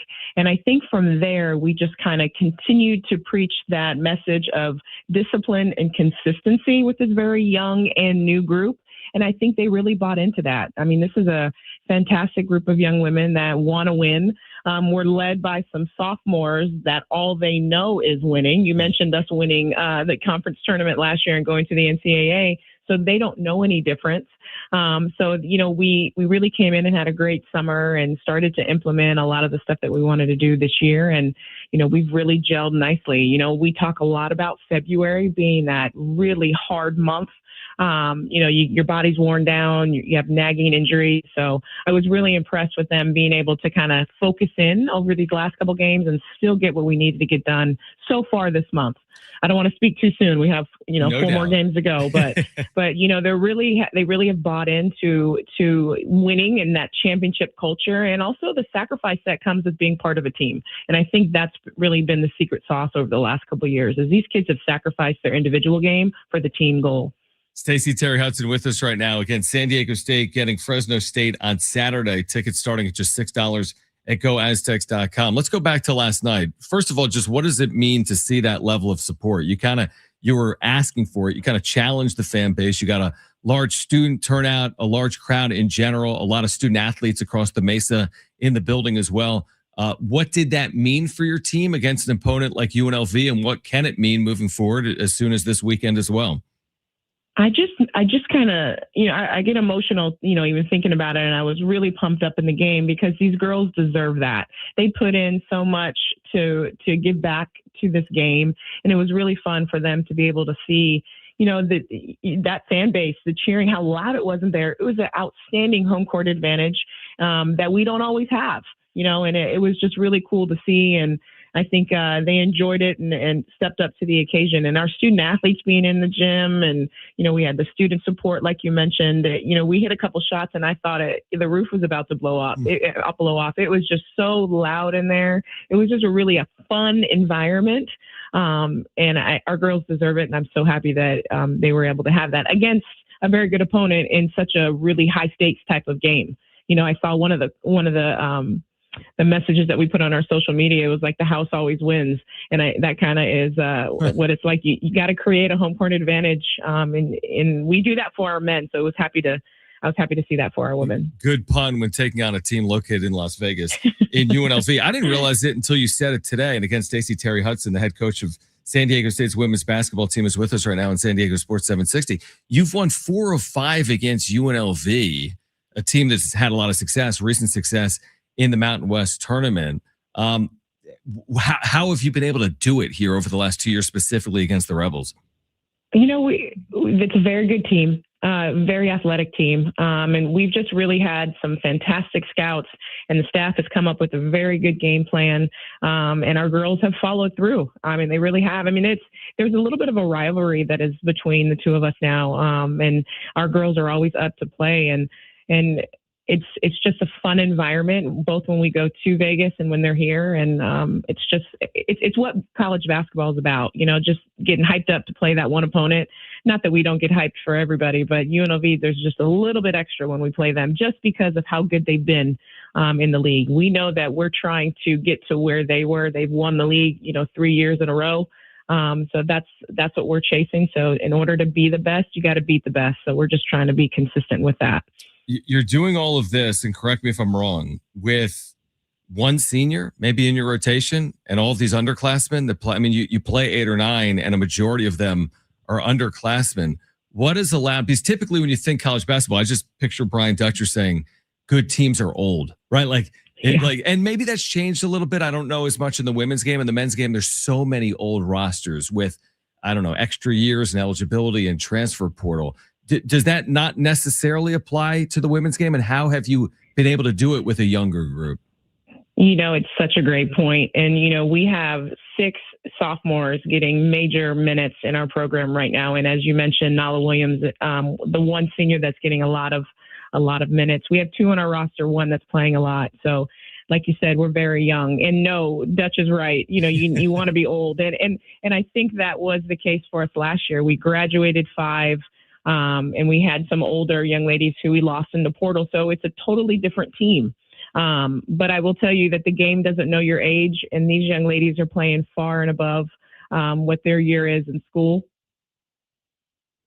And it's just really fun to watch. But yes, you would prefer to be older with experience.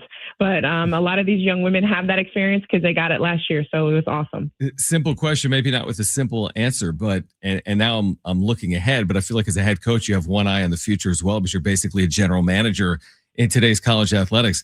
The simple question would be, can you keep this team together, and what will it take?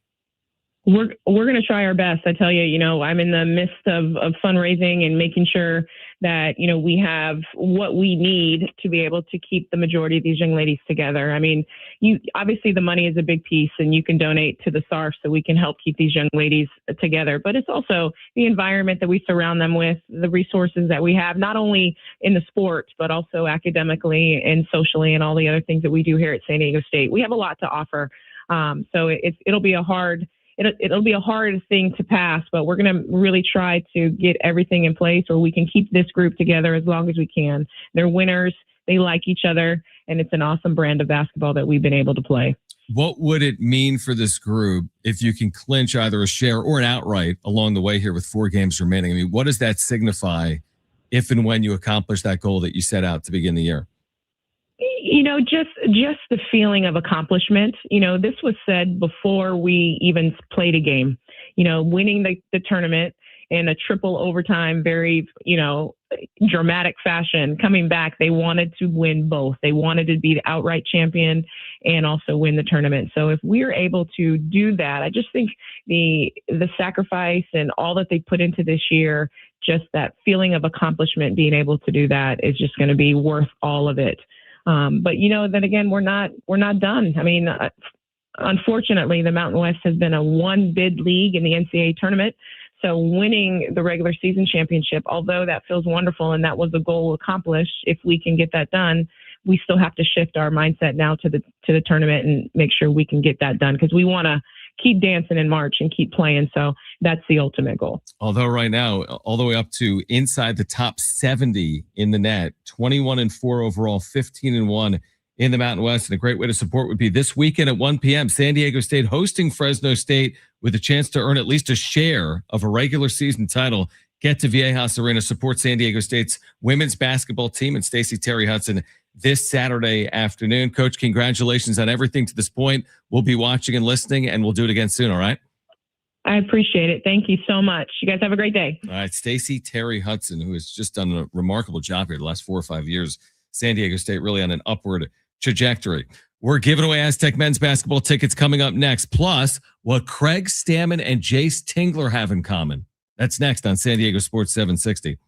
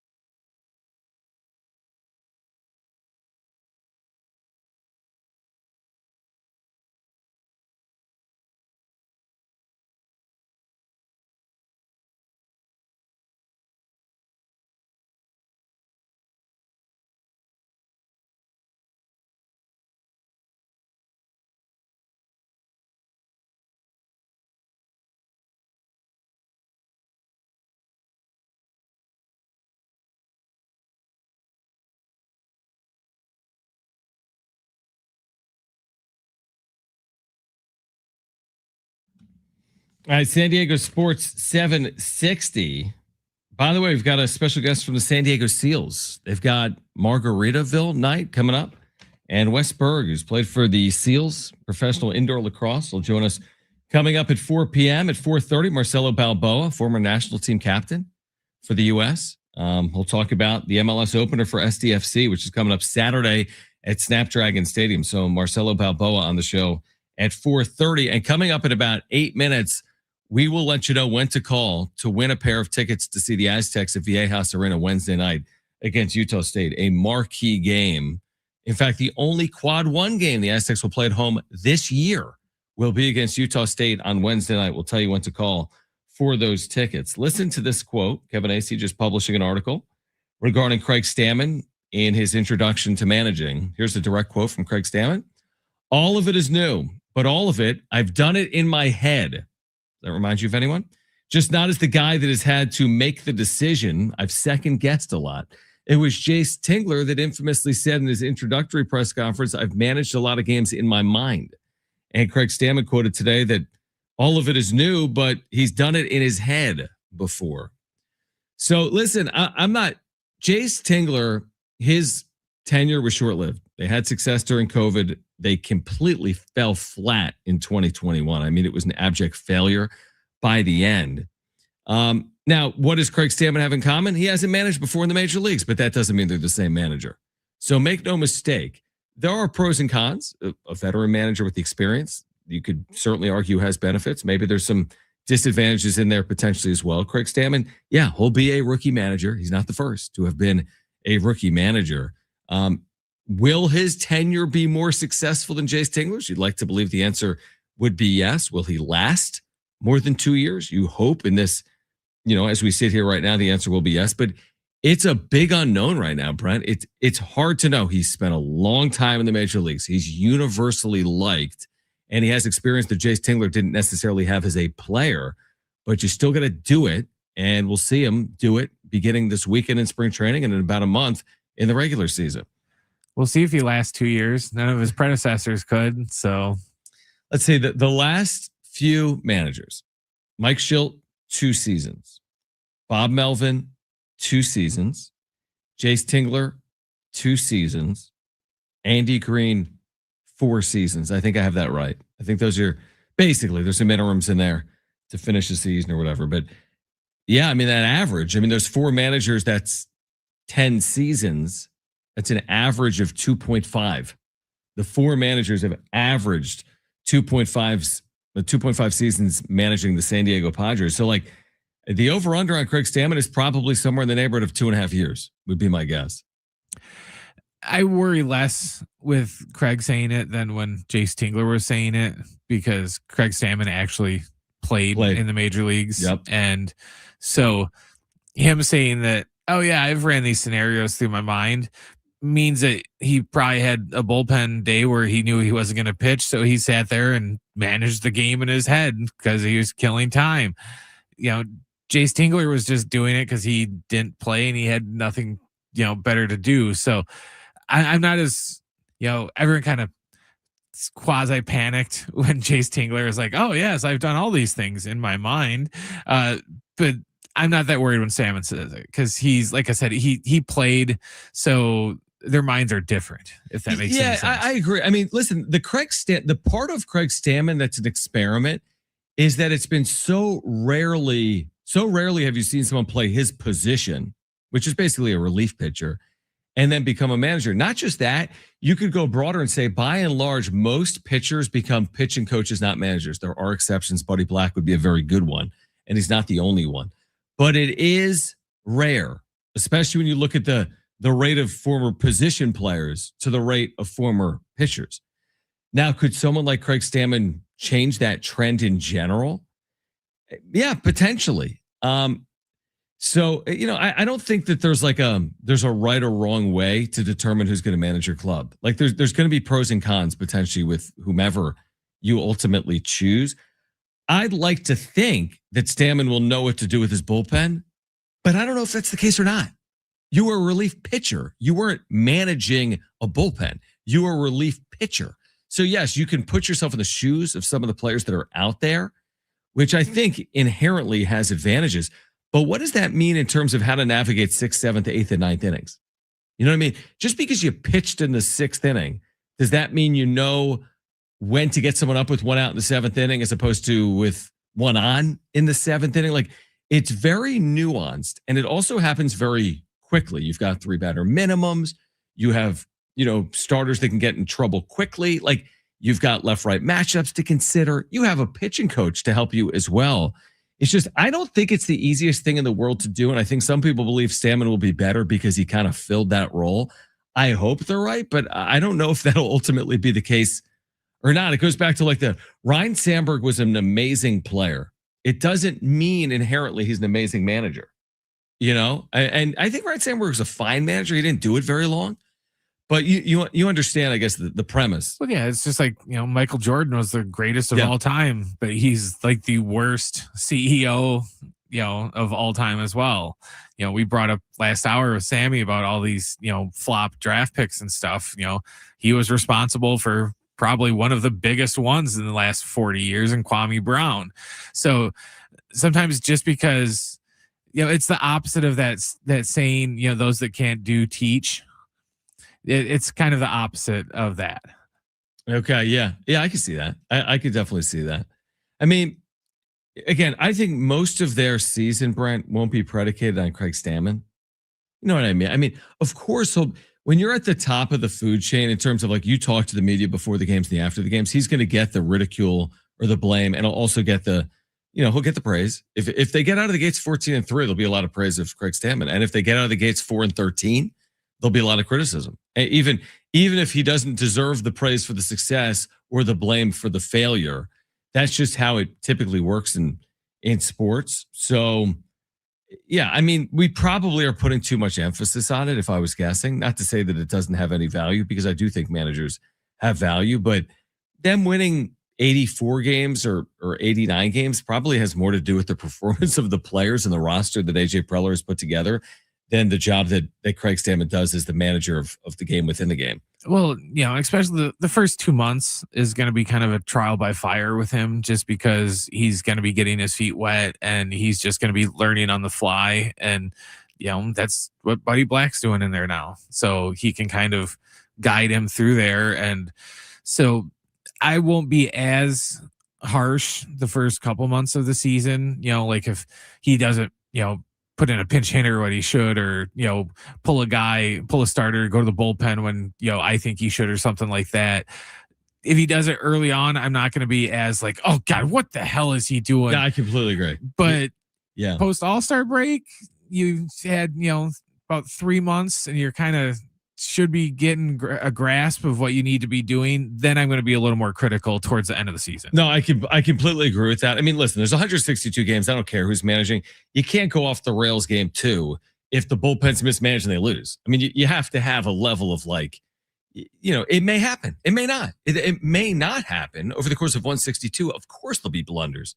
Of course, there will be. Inevitably, there'll be blunders. But yeah, I think you have to have a grace period in there. Not like you can just throw the season away. That's not their plan. But he doesn't have to be perfect as a manager from day one, and that's not my expectation. All right, call right now if you want 2 free tickets to see the Aztecs take on Utah State Wednesday night at Viejas Arena. Huge game. Caller 7, you're going. 877-767-4760. Call right now. San Diego State and Utah State at Viejas Arena. 2 free tickets to that game Wednesday night. 877-767-4760. Wes Berg, Seals Lacrosse, longtime player. They've got Margaritaville night this weekend. We'll talk to Wes Berg coming up next on San Diego Sports 760.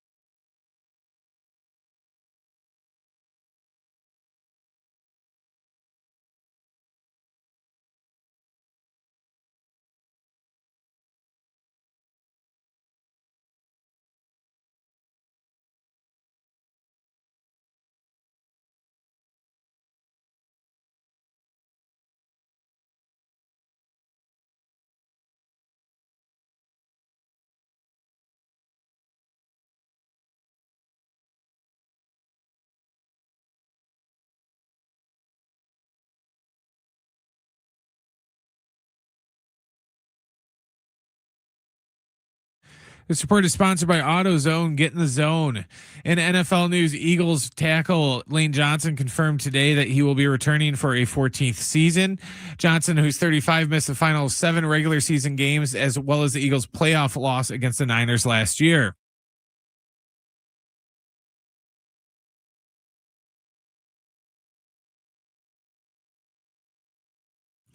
Tonight at 6 o'clock, it's Brian Dutcher Coach's show. The head coach of the Aztecs will talk with Jon and preview Saturday's upcoming game on the road at Colorado State, which you can hear right here. Our pregame coverage will begin at 2 o'clock, and Jon will have the tip a little bit after 3. Starting Stronger starts at AutoZone, where they've got battery solutions in the form of free battery testing, free battery charging, and replacement batteries that fit your needs. That's what makes them America's #1 battery destination. Get in the zone, AutoZone. All right, back with you here on San Diego Sports 760. Mentioned the fact that the Seals have a unique promotion this weekend. If you've ever been, by the way, and I called their games the first couple of years that the Seals were in San Diego. If you haven't been, and I know a lot of San Diegans haven't experienced it down at Pechanga, it's definitely worth it. It's action-packed, so much energy, goal scoring. It's a really great time. Indoor lacrosse in San Diego. Tickets at sealslax.com. We have Wes Berg with us right now. He's a forward on the Seals. They've got Margaritaville night coming up on Saturday, and I mentioned tickets at sealslax.com.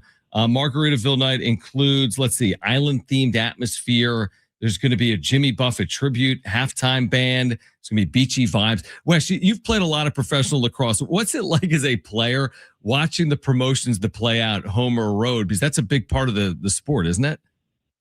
Oh yeah, it's awesome. There was we were in Oshawa last week for Star Wars night, so there was a lot of lightsabers in the crowd and kids running around, which is pretty fun. But Margaritaville night will be awesome. You see a lot of the parrot heads out and beach balls flying in the crowd and whatnot. So it's a ton of fun. What do you tell people? Because, again, I think some people don't really have a feel, even though the Seals have been here for a good amount of time, but there's such a big difference between the outdoor game and the box game or the indoor game. For people that aren't familiar with NLL, the indoor game, what do you tell people about the game that kind of makes it special and unique? Yeah, growing up in Canada, it's very similar to hockey with all the action and a lot of hits and fights, and it's one of those things. We have a heck of a halftime show as well, and so it's one of those things that even if you're not a huge sports fan or a purist of lacrosse, it's a lot of energy in that building and a ton of fun, and especially Margaritaville night, they got some great deals on Margs, and you'll have some great tunes playing with the tribute to Jimmy Buffett. So there's always something fun going on, and especially for fans that are lacrosse fans, it's a little bit more high pace than the field lacrosse game. Saturday night, again, down at Pechanga. Tickets at sealslax.com.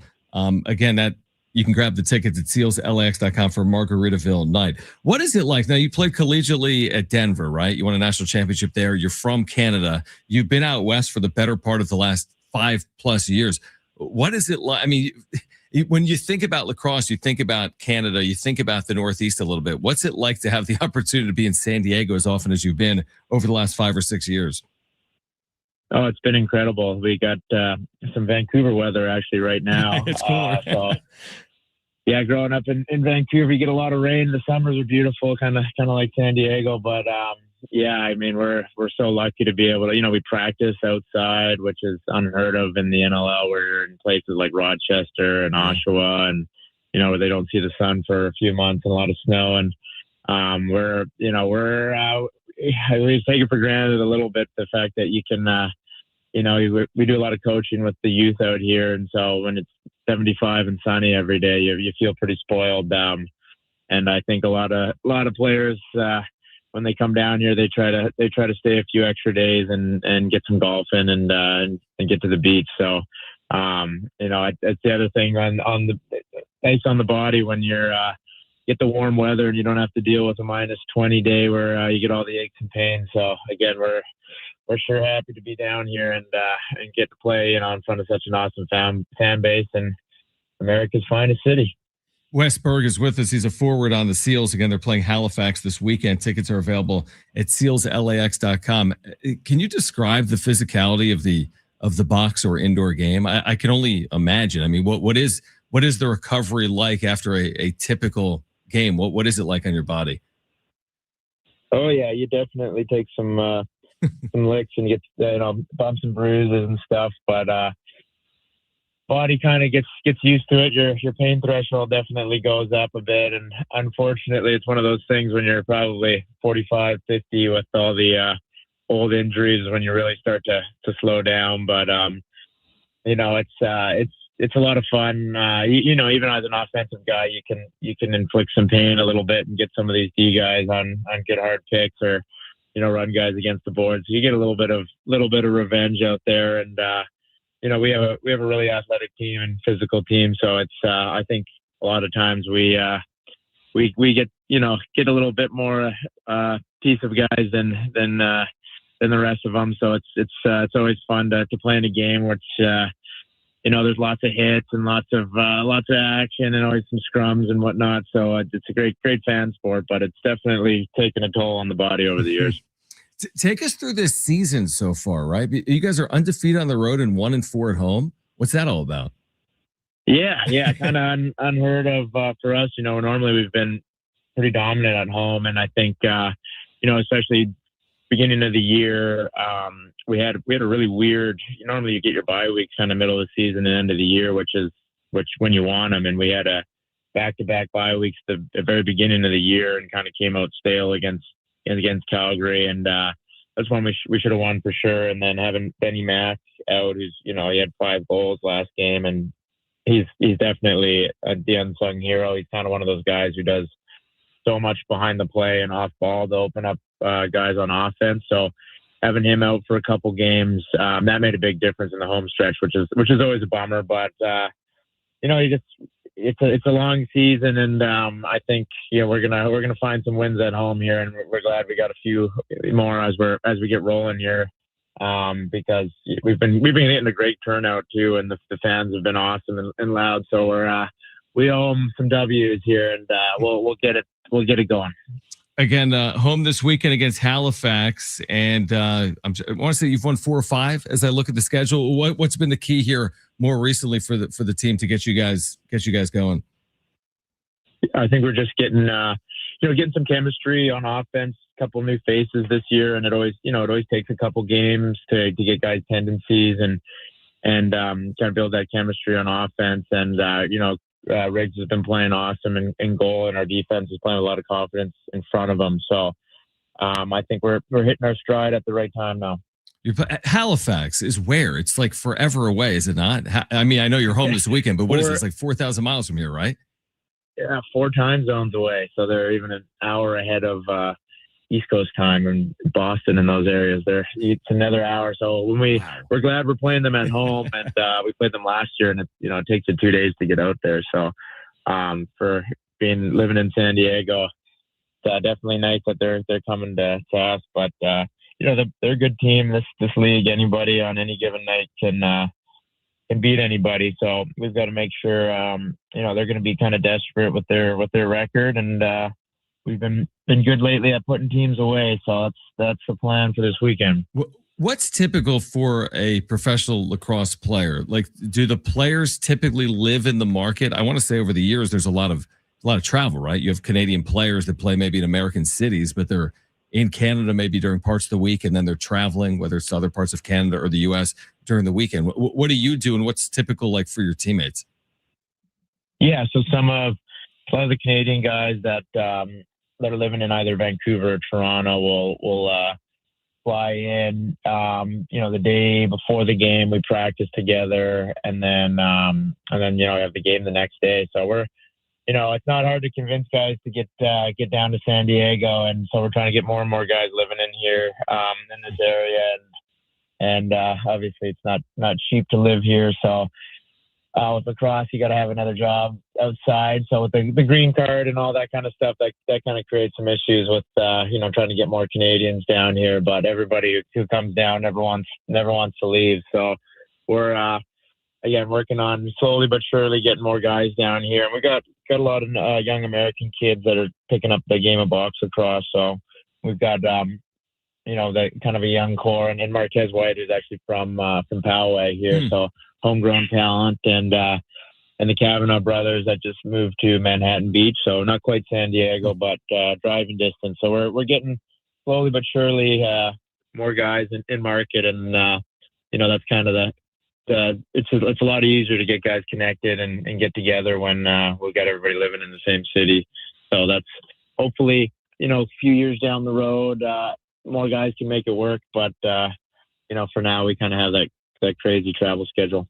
Last one for you. I'm just curious to get your thoughts on what Olympic lacrosse will mean for the sport in general. I get the Olympic game will be outdoors and in the summer of 2028 in LA, but how do you see the Olympics impacting the future of professional box or outdoor lacrosse?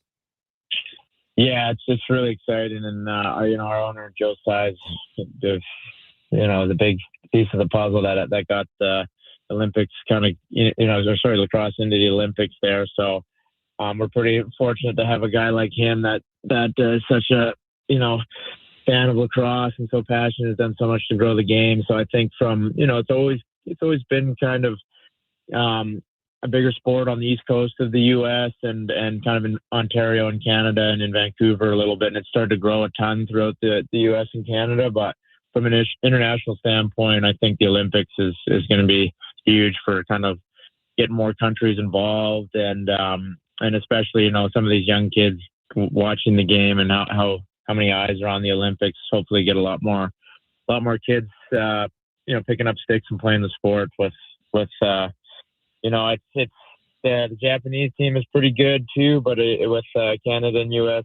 usually being in the finals, that's always an exciting one, and I think it'll just help grow the game even more out here. But it's pretty cool, and I'm hoping I can stay healthy and keep playing at a high level and get a chance to play in the Olympics. I'm on the team right now, and I think it's set at about 30 guys in the pool, so they've got to make cuts, and you just hope you can get a chance to play in it, because it'd be definitely one of the cooler things I'd get to do in my life. So trying to stay healthy for that, and hopefully get a chance to play in LA. But it'd be under the Canadian flag, so you guys will probably be cheering against me if I do ever get that chance. But still kind of a unique, kind of like a home game. So I mean, in Southern California, where you spent so much time here recently, to have a chance to maybe do that in LA really would be remarkable. I said final question. Take me through, though. I got one more. I'm watching it right now online. Take me through this goal that I'm watching, this around the world goal that you had recently, I think maybe last game. Where does there's all kinds of crazy finishes in the indoor and outdoor game, but where does this maneuver and goal, where would this rank on your highlight list over the years?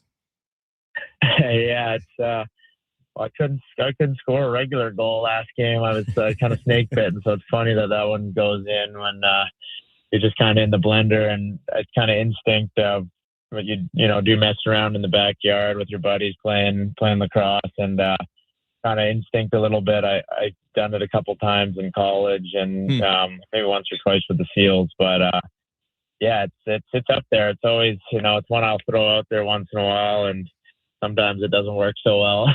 You feel shame, but when it goes in, it's always fun. So, yeah, it's got to be up there. It's always an interesting one to pull off. When it goes in, it feels good. Wes Berg, again, forward on the Seals. He's been here since 2020. They've got Margaritaville night coming up on Saturday at 7, taking on Halifax. Tickets available at sealslax.com.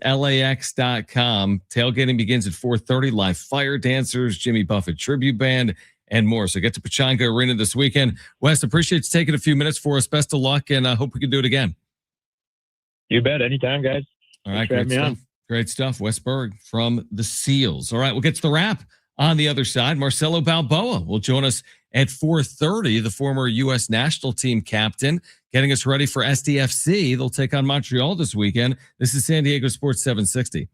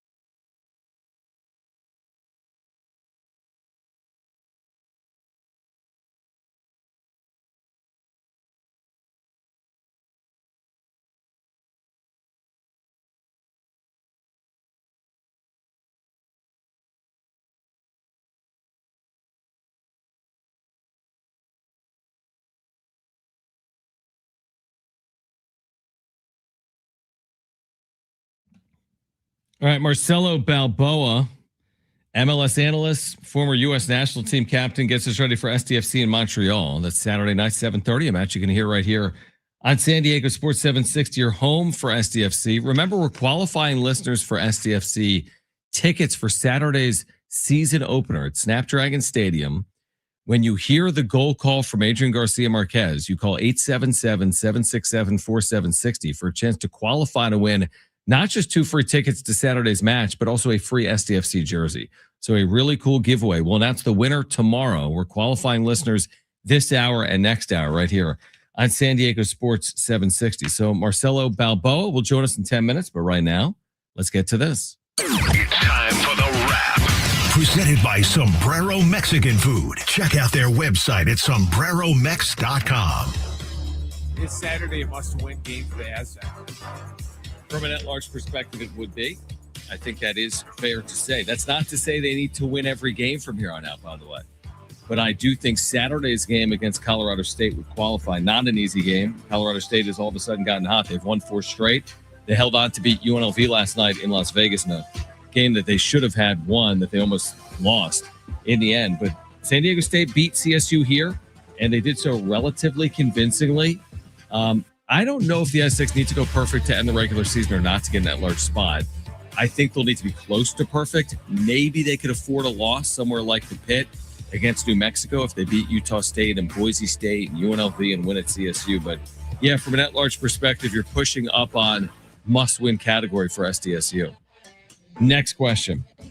Will the NBA ever eliminate tanking? I think they could. I think it is possible. If there are no incentives to do it, then it won't be done. That's like anything in life. So it's possible. Now, typically, there's always going to be a way to get around something. They come up with CBAs, and organizations navigate around them. Look at the deferrals of the Dodgers, for example. There's other examples of that. So I think they could significantly curb it. I don't know if it fully gets eliminated. It's based on the rules that they put in place. But they need to do something, in my opinion, to get more of a hold on it. I think they'll fix tanking before they fix the All-Star game. Yeah, probably. Yeah, it's probably. And for how silly as that is, you'd think that fixing the All-Star game would be, just so much easier than fixing tanking. But here we are. By the way, they said the U.S. versus World format would only be for Olympic years, but that doesn't make any sense because it's the Winter Olympics. I think they were just using that as an excuse. And you know they're going to do it again because guess what? Ratings, as expected, up. Why? Because the Olympics have been airing and the Super Bowl was just on NBC. But yeah, I agree. I don't know if it'll be eliminated. I think they have a chance to get it under control, potentially eliminate it, but it's on the league and what they decide to do. I think some of it is just going to be on how serious they are about it. If they really, really seriously want to get rid of it, they can do it because they can just fine them out of existence and make the penalties so severe that nobody will even think about it. I agree anymore. Next question. Who's going to win the WBC? All right, so this will get underway March 4th, I believe. There might be some qualification before that, but the main bracket of the tournament gets underway March 4th. I mean, I'll be kind of an anti-homer. I'll go with Team Japan. Just they've been so utterly dominant, and their rosters are stacked and deep, and they've won it. Have they won back-to-back? They've won it a lot. So I hope we get some fresh blood. Team USA would be pretty cool. I'm not opposed to the Dominican team with Tati and Machado either winning it. Again, we've kind of seen Team Japan do it, but their team is absolutely loaded as well, includes, of course, Shohei Ohtani. So I would guess that Japan is the front runner, but I don't think it would be a shock if a team like the U.S. or the Dominican ended up winning the event. Next question. Is tomorrow a must-win game for the Padres? By the way, what is this? Olympic ski sprint includes running up steps in the snow and then putting your skis back on. That's a first for me. They just run up the steps and then put their skis on in some sprint event. Well, they can't ski up the steps, John. Well, why are there steps? This course is ridiculous. They're just going uphill on skis. No, thank you. This looks miserable. The question was, is tomorrow a must-win game for the Padres? Of course it is. Playing the Mariners. They share the stadium. You don't want to get out of the gate slow. This is the pre-Vetter Cup. Yeah, exactly. I don't think it counts for Vetter Cup standings. And I do believe the Mariners are the home team tomorrow in Peoria. The Mariners will bat last tomorrow in Peoria. 12:10. By the way, start time tomorrow, 12:10 Pacific, 1:10 Mountain for Padres Mariners. Remember this year, the Padres schedule, Brent, in spring training does include, of course, a game against Great Britain. In the ramp up to the WBC teams play major league teams. Oh, okay. Like in the ramp up. But yes, the Padres will play. Any major leaguers on Great Britain's team? Maybe. I wouldn't think very many, but I wouldn't be surprised if they had some. I want to say they're playing, I don't know what day it was, maybe March 4th or something. Padres put out their spring training schedule. And I think March 4th, they were playing Great Britain. Is there anyone? Like you said, the cool part of it is some of these teams aren't, stacked with professional baseball players. They got Tristan Beck, who plays for the Giants. No big name guys. No, not really. All right. Well, whatever. The Padres. Yeah, Tristan Beck's the only guy I've heard of. Brendan Beck plays. You got Yankees cap on, so it looks like they got a couple. They have a couple. All right, Marcelo Balboa, MLS analyst on Apple TV, former U.S. national team captain, getting us ready for SDFC in Montreal on Saturday. That's next on San Diego Sports 760.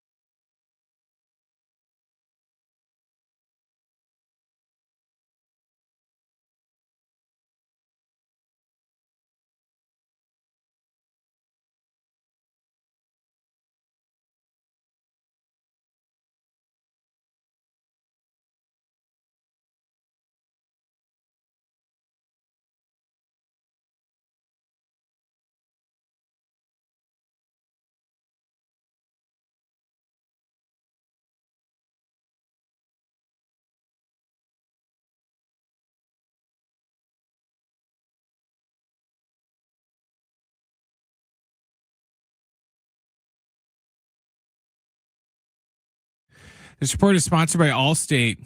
In NFL news, Eagles right tackle Lane Johnson confirmed to ESPN that he will be coming back for a 14th season. Johnson, who is 35, missed the final 7 games of the regular season, as well as the Eagles' playoff loss to the Niners. In baseball news, the Brewers have given a new 3-year deal to Pat Murphy, the reigning 2-time National League Manager of the Year, according to ESPN. The new contract includes a club option for 2029. Murphy, who's 68, directed Milwaukee to a Major League best at 97 and 65 record last year, setting a franchise record for wins. Wish you could save on home insurance? With Allstate, you could easily save and get quality protection. Yep, it's a win-win. So what are you waiting for? Check Allstate first for a quote today. You're in good hands with Allstate.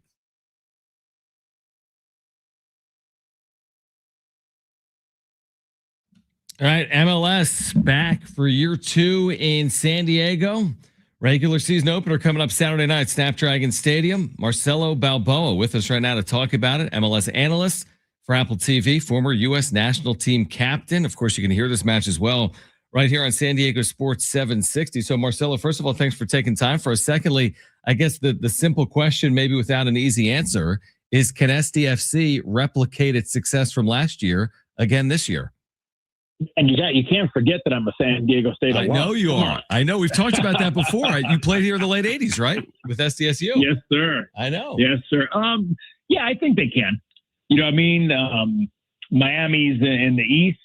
You know, LAFC is bolstered up a little bit, but I don't see any reason why San Diego couldn't do what they did last year. It's going to be harder. Now you've got a target on your back. That's kind of what you want. Let's be honest. You want to have a good year, so you have that kind of pressure. But I think when you look at this organization, Mikey and everybody else, they enjoy the pressure. Marcelo Balboa with us right now on San Diego Sports 760. What do you see as the impact, the pros and the cons, I guess, of no longer having Chucky Lozano? You know, it's tough. You know, and you've got a good player like Chucky. He did a lot of good things on the field. So I think you're going to lose the impact of that kind of speed of always looking to see where Chucky is. But you know, the one thing you learn about sports is team unity goes a long way. And when you make a decision, you've got to either learn to get in sync with the rest of the team and in the flow, or you're going to rebel and you're going to fight against it. And it sounds like, you know, right now, it's time to move on. It's time to find a new team, and it's time for San Diego to do the thing. They started off great already, beating Pumas, getting into the next phase. So that's a great start. Marcelo Balboa with us right now on San Diego Sports 760. I guess a lot of last year was surprising for SDFC, but what can you say about what Anders Dreyer did a season ago? 19 goals, 19 assists, MLS newcomer of the year. I mean, he was just terrific. Would you expect similar production this time around? You know, you would like to hope so. You know what I mean? That's when you get a guy like that, you hope he can keep producing. They're going to mark him a little tighter. They're going to kick him a little harder. And I'm giving you a point of view. If I was playing as a defender, I would be looking to kick him a little bit more. I'd be looking to foul him a little bit more. I'd be looking to take him off his rhythm. But what a great player. And let's be honest, if it wasn't for Messi, you were probably looking at the MVP of the league in Dreyer last year. He was that good to take this team and lead this team. And I think he can redo it. He can probably even get more goals. But again, you know, it's a new season, new targets, new players. So we'll see what happens. Mikey Varas, in his first season, obviously, as the head coach of SDFC, did just a remarkable job. What impressed you most? I mean, you think about expansion franchises and all the comings and goings and putting a team together in short order. What impressed you most about the way he navigated that? Listen, I think he had a clear vision. And I think when you're a coach, you have to have a clear vision. And the clear vision was to play the same style of soccer home and away, to press teams, to make them uncomfortable, and to, when you have the ball, to control possession of the game. That's moving the ball, the flow of the game. If you had to go long, you had to go long. If you can play short, you can play short. They did a good job of mixing it up. And I just like his calmness and the way he handles his team. You know, a lot of coaches dictate by fear. A lot of coaches are more tactical. He's more of a players manager. You know what I mean? He understands the players. He talks to the players. He lets them know what he wants out of them. And I think when you look at a coach at this level, that's why he was successful last year, is because he was able to maneuver around tactically different situations and handle those. Marcelo Balboa with us right now, MLS analyst on Apple TV. Again, played at San Diego State as well. And again, SDFC gets Montreal on Saturday. As a player, what do you see as the value of a good home field advantage? I mean, Snapdragon Stadium was consistently sold out a year ago. They're drawing 30,000 plus. What's the value of a good home field? What you guys did last year. Right. When you have a crowd that's behind you that shows up and pushes you, you've got fans behind the goal screaming, people are engaged in the game. Wonderful community in San Diego. We always knew that it was going to be a soccer community, and they proved it last year. So listen, when you have the fans, even when you're down, they're pushing you. You know what I mean? It's just it's something that we I mean, everybody wants to play in a stadium that's full, that's screaming, that's pushing you, that you can feel the electricity in the air, and that's what you get when you go to Snapdragon. Who's your pick? Because I'm looking right now. Apple TV Talent predicts the 2026 regular season for SDFC. Now I think you picked it reasonably. You picked SDFC third in the West. There's some on here that picked SDFC as low as 6th in the Western Conference. So I guess I would ask you, who do you have in front of SDFC, or who do you see winning potentially the West? Well, for me, it's not about winning the West, because anytime you win Supporter Shield, there always seems to be an issue, you know what I mean? So I put them in third place because of the World Cup coming in, the break, I have them in third. I took the pressure off putting them. I believe I've had Vancouver. No, I had LAFC up there, and I had, I got to go back and look, but I had, it was San Diego. I was contemplating between second and third. And I just took everything out of their hands and said, "You're in third place," and I have them in Miami in the final. I believe I have them in Miami in the final. Oh, you have SDFC in Miami in the final? No, I have San Diego in Miami in the final. Yeah. Okay. Well, that would be a pretty remarkable. Now, we got close to seeing that play out this past year, obviously, with SDFC hosting the Western Conference final before they slipped up. Yeah, it was. Like I said, sometimes being at home, you have more pressure. Yeah. San Diego did really well doing everything they did, but it's difficult. You know what I mean? When you're sitting there trying to maneuver and do things like San Diego, it's a lot of games at home. It's a lot of pressure, and they did a great job. Unfortunately, you know what? When you run into a machine like Vancouver last year, they were one goalpost away from maybe beating Miami at that point when it was 1-1. Right. What's going on here with Montreal? Obviously, coming off a poor season a year ago, it looks like expectations when I look at the previews are pretty low. I mean, this is obviously a good opportunity for SDFC to get on track in game one. But what's the expectations here for Montreal heading into the year? I think everybody's expectation at the beginning of the year is to make the playoffs. Right. Certain teams. We'll talk about winning a championship, but you got to be realistic. I think the first goal is making the playoffs. And then from there, as you saw last year, anything could happen. Anything could happen. I think Montreal right now is just in a transition phase. They're trying to find an identity. I think they'll be a little better this year. So a little bit more competitive. But they're one of those teams I feel that is just fighting to right now just to make the playoffs, a fight to get into maybe that 8th or 9th spot. Tell us about your days playing at San Diego State. Oh my Lord, what do you want to know? The old Aztec Bowl where we played there. Where did you play? It's interesting because now they play on the soccer deck, which is over the parking deck. Where the basketball arena is? That used to be the Aztec Bowl. And you played there? Played there. That's where we played our games before they built the basketball stadium there. And it was awesome. Listen, I was blessed enough with Chuck Clegg, and I had Eric Winalda, who's with the national team with me. We both played on the national team. Brian Finity. We had a good team, man. We had a good team. We had a great time.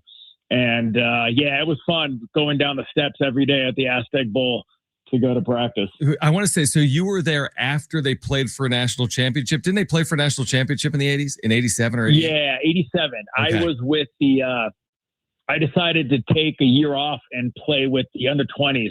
So I played in the 87 Youth World Cup in Chile. Wow. So I took that year off and I came after I played in the World Cup. And then you did play in the tournament, though, right? Both years you were at San Diego State. Yes. I played, lost to UCLA in freaking penalties. It was, same, yeah. You lost to him twice. No bitter feelings about that, you know? Yeah, I think you lost to him twice, in 88 and 89. Yeah, you're rubbing it in now. I was just going to leave it at penalties, but that's fine. I appreciate you taking time for us. We're looking forward to the MLS season getting underway. Again, this weekend in San Diego, SDFC draws Montreal. Marcelo Balboa with us on San Diego Sports 760. You're welcome anytime. We appreciate you taking time for us. Thank you, buddy. Appreciate it. Great stuff. That was funny. I mean, yeah, it's kind of crazy. I mean, you look at Marcelo Balboa's career and it's unbelievably distinguished. And again, a lot of it started here in San Diego playing with San Diego State back in the late 1980s. I think I'll be honest. I think that the excitement level for SDFC this year is really high. I mean, it wasn't long ago. It was just a couple of weeks ago. It feels like they were playing in the Western Conference Final against Vancouver. And here we are just a few weeks later. And it's interesting how things change when expectations change. And let's see how they deal with the expectations. There were not expectations heading into the year last year. And then they got off to a great start and never looked back. And they basically didn't have slip-ups along the way. I mean, they just kept winning by and large a season ago. Now they have the loftier expectations, and let's see how they play in year two under Mikey Varis. Again, be listening for that goal call from Adrian Garcia Marquez. When you hear it, make sure to call 877-767-4760 for a chance to qualify to win 2 free tickets to that match on Saturday and an SDFC jersey.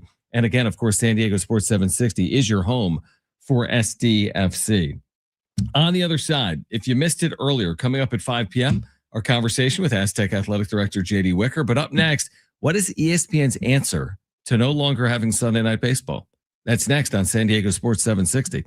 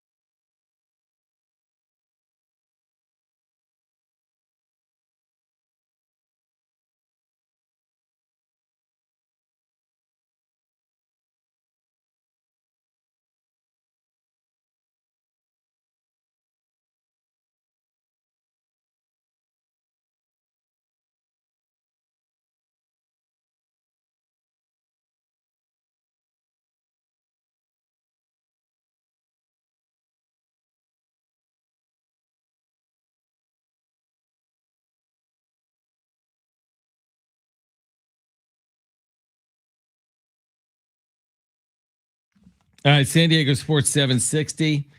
JD Wicker. If you missed our conversation, that's coming up at 5 p.m. with the Aztecs athletic director. They've lowered football ticket prices for 2026. We talked some Pac-12, basketball, football in there as well. So that's coming up at 5 p.m. Also, San Diego Sports 760 congratulates our $5,000 winners and iHeartRadio's Thank a Teacher. Powered by Donors Choose. There is still time for you to nominate a public school teacher making a difference. And maybe they'll be one of our next winners of $5,000 to make over their classroom. You can help us say thank you to the educators shaping our future. Nominate your favorite teacher now at iHeartRadio.com/teachers. That's iHeartRadio.com/teachers. Now, you can imagine the social media reaction to what I'm about to tell you about ESPN's plans for Sunday night to replace Sunday Night Baseball, right? They had Sunday Night Baseball for, 30 years, a very long time. Long time. And, I get it. When you don't have baseball anymore on Sunday nights, they're going to have to replace it. So I actually think the strategy is a good one, although the reaction on social media has not been overly positive. Sunday Night Baseball, this from Andrew Marchand, who's a sports media columnist. Sunday Night Baseball will be replaced by WNBA and NWSL, National Women's Soccer League games, in what ESPN is dubbing Women's Sports Sundays. Now, the growth of women's sports is undeniable on television, as we know. And I'm going to be honest with you, well, you can imagine some of the reaction on social media. I wouldn't be surprised if WNBA games, I don't know as much about NWSL, but specifically WNBA, I wouldn't be surprised if the ratings rivaled Major League Baseball on Sunday nights. Because Major League Baseball is so localized that unless you're showing the Yankees and the Red Sox or the Dodgers and the Padres or maybe the Dodgers and the Giants, I don't know how great the ratings are when the Cardinals are playing the Royals, or just name a matchup when the Rangers are playing the Astros. I'm guessing a couple of million viewers on Sunday night. Like, it's not 1990 anymore. I don't think the ratings were so through the roof. And of course, we've seen the growth of the women's, WNBA game so significantly. Now, a lot of that has to do with Caitlin Clark. And we'll see if that continues. I don't know if that's inevitable or not, but I feel like if ESPN's putting Caitlin Clark games on TV on Sunday nights, that has a chance to do the same thing as like a Royals Giants game in my head. So strategically, people are like, well, this isn't as good as baseball. Well, yeah, they don't have the rights anymore. It's definitely unique, but there's probably some potential, I guess, is what I would say. Do you have some ratings from baseball? I got both. Okay, what do you got? The 2025 WNBA season, they did 25 regular season games on ESPN, and those games averaged 1.3 million. Okay. Which was a 6% increase from the year before. Major League Baseball, their ratings also went up last year. Their marquee regular season games on Fox averaged a little over 2 million viewers, which was a 9% increase. Here we go. Sunday Night Baseball averaged 1.8 million last year. So think about that. What you just said. It's about the same. Sunday Night Baseball did 1.8 million, and ESPN's airing of WNBA games did 1.3. And now ESPN is actually going to prop up the WNBA by putting them in this window where it's Sunday nights as opposed to Saturday afternoons or Sunday afternoons. If they get an uptick from 1.3 to like 1.6, then all of a sudden you're on par with Major League Baseball. That to me it's kind of incredible. And maybe from ESPN's perspective, or like maybe it's savvy, truthfully, doing that. The one thing ESPN's got to worry about, and we'll see if it might kind of flatten itself out here once we get more seasons gone. But yes, if Caitlin Clark is playing in the game, monster you got a ratings. Chance for a big number. Yep. Not Caitlin Clark games don't pull in near the numbers. Like I looked it up last year. I wanted to say like non-Caitlin Clark games were like between like 800,000 and like 900,000 compared to like Caitlin Clark games with like a couple million. Yeah. So, we'll see if it changes. Maybe with the addition of like Paige Beckers and some of these other like new people in the league, that maybe it'll flatten it out a little more and just kind of even the ratings out. But if it's one of those deals where, sure, if Caitlin's on Sunday, they're gonna get good ratings, but non-Caitlin games, it's gonna kind of just be a struggle. Yeah, but I wonder if they make it like they did with Sunday Night Baseball, where there are even rules in place, but like you're going to get Yankees, Red Sox 4 times. We're gonna get Cubs, Cardinals every and you week. get that 3, and you get the Dodgers another 4 against either the Giants or the Padres, where it's like, if, WNBA is a short season. So let's say over their 16 Sundays, they show Indiana 7 times. Well, then they're going to prop the number up big time. And there's not that many WNBA teams either. It's not like Major League Baseball. There's not 30. I don't know the exact numbers at 14 or 16. I mean, it's nowhere near 30 at this point. So I guess my point is I kind of like it in terms of its like potential. Again, is it tried and true like Major League Baseball? No, not necessarily. But it's like, well, ESPN no longer has Sunday Night Baseball. So what are they supposed to do? Air World Series of Poker every single night like they did for 10 years in the 2000s? Or you get a little more original. And it's impossible to deny the growth of women's sports on television. It's just impossible. And I don't know if the NWSL has resonated to the same degree on television as the WNBA. My guess is it has not necessarily, although maybe it's had some of those, good draws like with the Alex Morgans of the world over the years. But I don't know, man. I see the college game with women's basketball, and you see how it's, propped up by ESPN. That's been successful. We see how often you see like softball on television these days. You never would have seen that 15 or 20 years ago. College baseball, you never would have seen it like that 15 or 20 years ago. So to some extent, it's resonating. And I think with ESPN propping it up, it probably can have even more growth. Well, ESPN has to fill programming. It used to be back in the day, 24 hours of programming, about, 12 to 13 of it was just Sports Center re-airings, and they don't do that anymore. So they have to pretty much fill 24 hours worth of programming. So, I'd rather have them air this than, Slippery Stairs or some of the crap that they put on ESPN News these days, or put World Series of Poker. They put, that stuff on there sometimes. It's like, I'd rather have that. At least this is, actual sports opposed to, some dudes playing poker. No, I agree. I do agree with that. So again, I actually think that the television appetite for it might be decent. The social media reaction, I'm looking at Twitter. I mean, you can only imagine some of the reaction on Twitter, but I actually think that I think it's savvy. ESPN knows what they're doing. I mean, they've been in the sports game since the 1970s. They have a grasp on it. Again, do we agree with everything they do? No, but I have a feel that ESPN probably has a plan for what they're going to do. Can you imagine if they don't get the strike worked out though? If they don't get the strike worked out, then WNBA still hasn't. Oh, their labor agreement's still ongoing. I hadn't thought about that. Yeah, they never signed anything yet, though. So there's a possibility that they might not have a season this year, or it starts late. Interesting. Yeah, I hadn't thought about that. I hadn't. All right, JD Wicker on the other side with more on San Diego State lowering ticket pricing for football in 2026. What comes next with the Pac-12? We talked some Aztecs basketball as well. No bracketologist this week, but we did see a mock bracket exercise done in the home of the NCAA by the media today, with San Diego State in or out in the media selection process in a mock bracket. We'll share that with you coming up at 6 p.m. the Brian Dutcher Show. So we've got Brian Dutcher joining us at 6 p.m. And also next hour, we're giving away another pair of Aztec basketball tickets for Wednesday against Utah State, that showdown at Viejas Arena against the Aggies. So we'll do that in the 5 o'clock hour. But JD Wicker coming up next on San Diego Sports 760.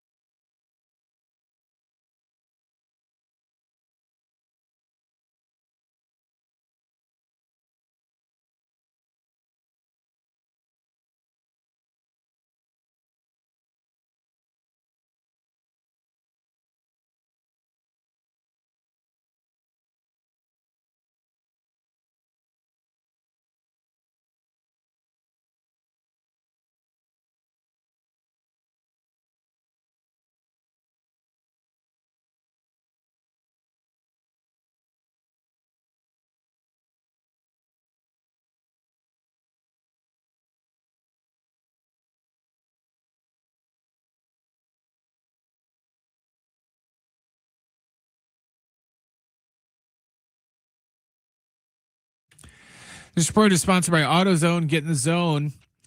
Eagles right tackle Lane Johnson confirmed today to ESPN that he'll be coming back for a 14th season. Johnson, who is 35, missed the last 7 regular season games, as well as the Eagles' playoff loss to the Niners.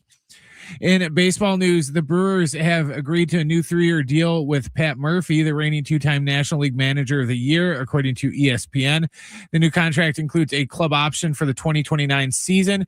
Murphy, who is 68, directed Milwaukee to a Major League best 97 and 65 record last year, setting a franchise record for wins. The Brewers were in second place in the NL Central before they overtook the Cubs with a 29-4 stretch down the end that also featured a 14-game winning streak, which was another franchise record. Tonight at 6:00, we got the Brian Dutcher Coaches Show. The Aztec head coach will talk with John about Saturday's upcoming game on the road again at Colorado State and more. And speaking of that, Saturday afternoon at 2:00, Fletch will have pregame and John will have the tip a little after 3.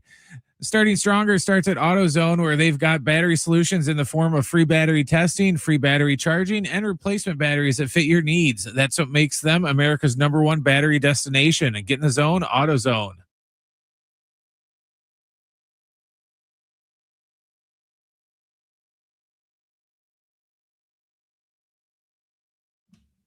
All right, final hour here, although we do have Brian Dutcher live coming up at 6 p.m. If you've got a question for Dutch, you can get it in right now, 70470. Start your message with the word team. We will get your questions coming up at 6 p.m. tonight, 70470. Start it with the word team. We also have Aztec tickets we're giving away this hour for the Utah State game next Wednesday in 6 days at Viejas Arena. For a chance to win those tickets, stand by over the next hour. We're going to give those away here in the 5 o'clock hour. If you missed it earlier, caught up with San Diego State's athletic director, JD Wicker. Big announcement earlier this week. They're lowering season ticket pricing for football in their first year in the Pac-12 in 2026. Here's more from JD.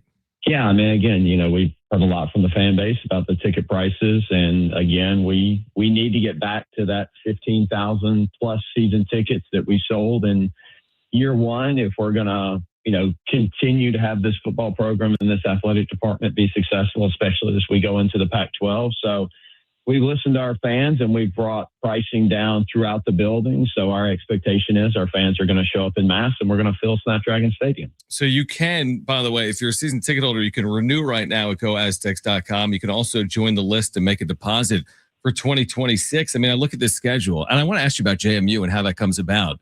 But JMU is on the schedule. You've got this first iteration, obviously, in the Pac-12 as well, with the 4 conference home games this year. I guess just tell us about, again, the schedule. You can get in for, $175 this upcoming season with season tickets? Yeah, I believe that's the low number. And, again, we've, built it in such a way that, depending on what you're looking for in the building, you're going to be able to find it from, premium. And again, premium prices are down from where they were. There's not a bad seat in the house. I mean, if you end up in the upper deck, you're where premium seating generally is in most stadiums. So it's a great place to watch a ball game. And again, a great home schedule that we've got lined up this year, first year in the Pac-12 and coming off a great season. We feel like we're going to be very competitive in the Pac-12 and we need that 12th man in the building to help us get over the hump this year. All right. So again, more information available at goaztecs.com. Season tickets on sale now. Again, at goaztecs.com. I feel like when I look at the schedule overall with games, for example, on the road against UCLA, at home against JMU, the uptick in scheduling just by being in the Pac-12 in general, do you feel as if the schedule should put you in a good position from a group of 6 perspective if you have the season you want to have to compete for that spot in the playoff, right? You have the schedule to do it. Yeah, I think so. I mean, we start off with a Portland State game and, hopefully that's one where we get to, work out some kinks and make sure we're all dialed in. And then we go to UCLA. And again, that's a game that we think is winnable. We won in the Rose Bowl the last time we were there. Yep. New coach, they're rebuilding. So I think that's a game where we can, go up and have a great shot against a Big Ten team. And then you bring James Madison in and JMU is replacing what was the non-conference Oregon State game. And that's going to give us an opportunity, an opponent that people should recognize. They were in the college football playoff. They've been very good over the last number of years as they've moved up into Division I and FBS. And then you go play Toledo, and that's a team that has regularly competed to win the MAC conference. So that's a game that's not going to be, easy by any stretch. But from a non-conference standpoint, 3 really quality games as you think about RPI to then launch us into the Pac-12. And, we really feel like across, our league, if you win the Pac-12, you're going to have, a great opportunity at being that school that's in the college football playoff from the group of 6. San Diego State's athletic director, JD Wicker, with us right now, home of the Aztecs, San Diego Sports 760. Can you take us at all just behind the curtains? I love scheduling, but for when people hear San Diego State, James Madison, what are the factors at play that create opportunities like that in college football? Yeah, the big thing for us at this point was with, the loss of Oregon State as a non-conference game. It was a little challenging to find this, last non-conference game. We actually benefited from the 4 autonomy conferences moving all to 9 conference games.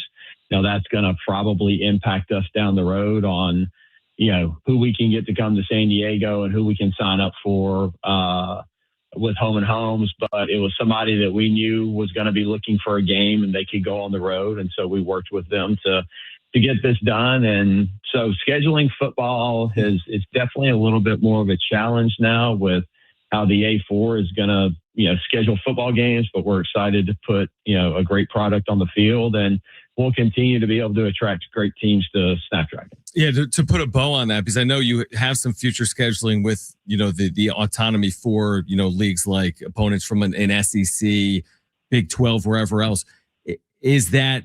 Will that remain, or what's the future of some of those series look like? As you've said, as these conference schedules have expanded, that's taking away non-conference opportunities, right? Yeah, and I think, the big thing for us is a league is to be really competitive out of the gate. And then, that's going to help those autonomy 4 conferences look at us and say, okay, that's a competitive game that can help me, as we get to the end of the year. And the playoff committee's looking at, overall resume. We've had conversations with Oklahoma. Joe Castiglione, who's the outgoing athletic director, said no, the plan is still to come to San Diego. We've had some conversations with Arizona State. They seem to be, lock solid, still waiting to figure out what's going to happen with Missouri going forward. So we've got some, still feel comfortable. We're going to get some good games. And then, there's definitely some schools on the West Coast that play a lot of games in the Central and Eastern time zone who, want to stay on the West Coast for non-conference games. So we're going to work on those as well. JD Wicker, San Diego State's athletic director, with us right now on San Diego Sports 760. So we saw a Pac-12 schedule recently for football that we're touching on here right now as well. What was I want to ask you about flex scheduling, but what was just your reaction in general to San Diego State's conference schedule for the upcoming year? I thought it worked out really well. I think, we do end up with 2 road games at the end of the season, and that's something that, we had a lot of conversation about that the conference really didn't want to see that happen, but it just, the way things worked out with the schedule, that's where we ended up. But I like our schedule, as it lays out, home game, road game, that type of thing as it plays out towards the end of the year.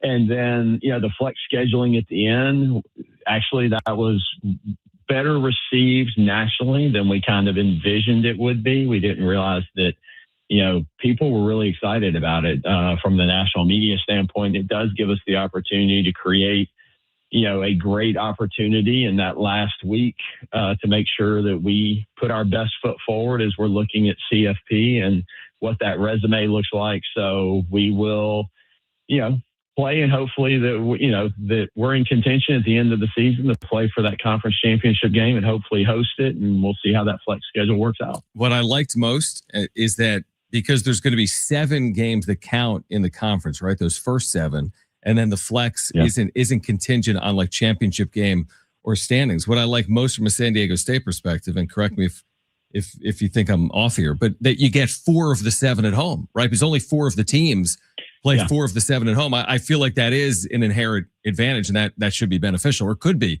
beneficial. Yeah, I mean, that's definitely in this first year. That last Fresno State game will not be a conference game. So, yes, we have 4 home conference games, which is, a positive. We're going to have 3 tough ones on the road. And then the next year it'll flip and, we'll have 3 home games, 3 conference home games and 4 road games unless something changes from a conference alignment standpoint, which I don't see happening, but you never know. But yeah, we're excited about where we're at right now. And, it's going to be a great football schedule. And, again, really look forward to our fan base and this San Diego community coming out and supporting this football team. To follow up on the point you just made there, because there's so much chatter about, well, there's always chatter about realignment, as you know. I mean, it's the story of college athletics for 100 years. But as it stands now, and this is so hard because nobody can predict the future, but you could envision 7 other opponents in the Pac-12 beyond 2026, as in you could see the membership portion of it staying the same beyond just 2026? Yeah, I don't, again, don't have a crystal ball, and you never know what's going to happen. But I think right now we're happy with who we are and where we are. And, we want to make sure that as over the next 5 years is probably you see whatever that next shift is going to be, that we're in a place that we can be as agile and flexible to, work with what the landscape is. That's going to be most important for us. So I think right now, we're comfortable with where we're at. If something is, just amazing and something we can't pass up, then we'll certainly address it. But I think right now we're comfortable with where we're at. I know a question you get often, and one I ask you often as well, is just what comes next with the Pac-12. We're getting a lot more information, whether it was the football schedule release, the flex schedule piece as well. Like, what is on the horizon from your seat as you meet with these other presidents and athletic directors and have these meetings? What's still to come in the weeks and months ahead? Yeah, we had a meeting this past week, AD meeting virtually, and we will meet in person in Vegas around the basketball tournament. And, hopefully we'll come out of that with information on, where the basketball tournament's going to be in the future for the Pac-12. And I don't know how much I don't know that we'll have a basketball schedule yet, or at least a first edition of it. But we're also, trying to nail down all of the conference championships for all of the other sports. What do those conference schedules look like? What do the brackets look like for the championships? Those are important. We're working on things like replay. I mean, that's one of those things where everybody coming in might have a different replay system coming from different conferences. So we've all got to agree on what replay system we're going to use. So we're doing that type of, kind of nitty gritty work. Really appreciate the work of Jenny Bramer, senior women administrator, and what they're doing, the senior, all of the SWAs and the Pac-12 and our marketing and sports information groups have been, working together, compliance folks. So there's a lot of work behind the scenes to just make this conference work. And that's what we're doing right now. I want to ask you about basketball, both sides. I mean, both of these teams are vying right now for regular season championships, certainly tournament championships. That'll be determined in March. I guess you know how it is watching college basketball. There's so much anxiety. Every game is so impactful. Yes. Where are you at right now this time of year? Again, the men have 5 to play, just lost to GCU at home, but the opportunities in front of them. The women's program, JD, as you know better than I, is turned into one of the better stories in the sport. They're 21-4 and 15-1. How do you feel about these two programs' chances down the stretch? Yeah, really excited about the women's program.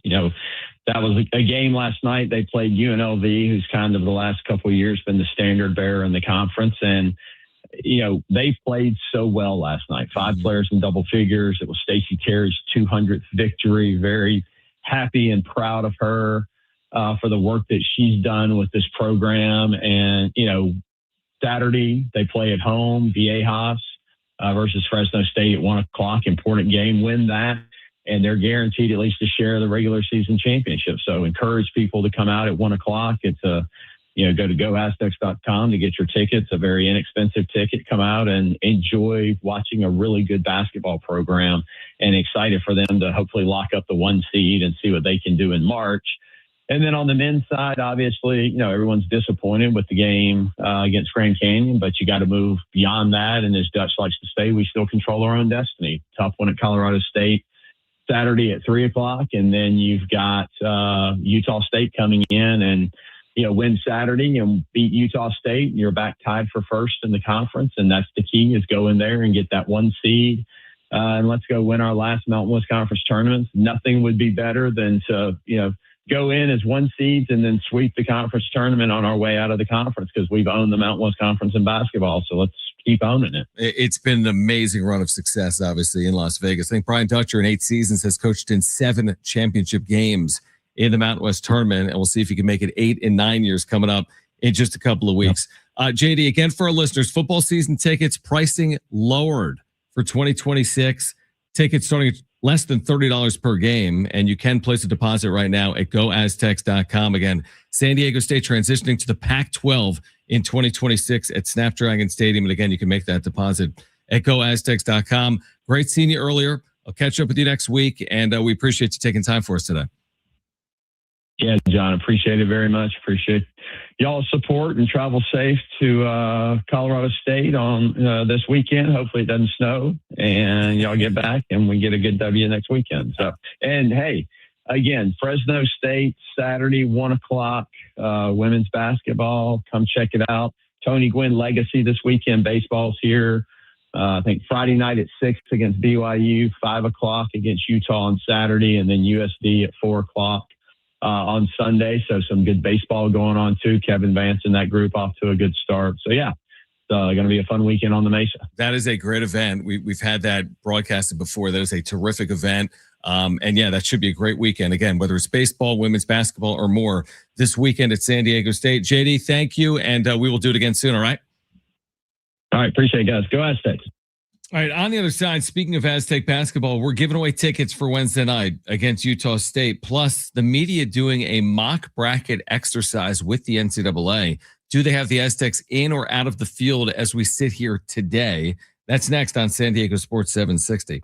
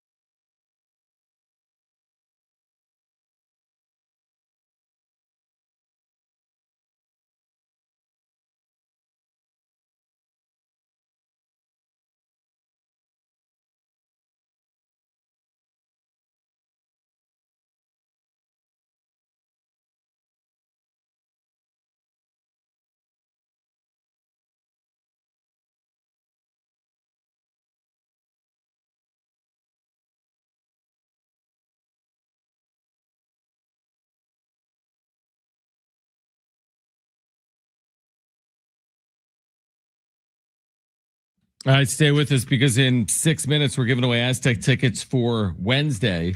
San Diego State men's basketball against Utah State. The Aztecs' only quad one opportunity of the season at home is coming up Wednesday night. It will be a critical game for the Aztecs. You can win tickets, 2 free tickets coming up in about 5 minutes. So don't go anywhere.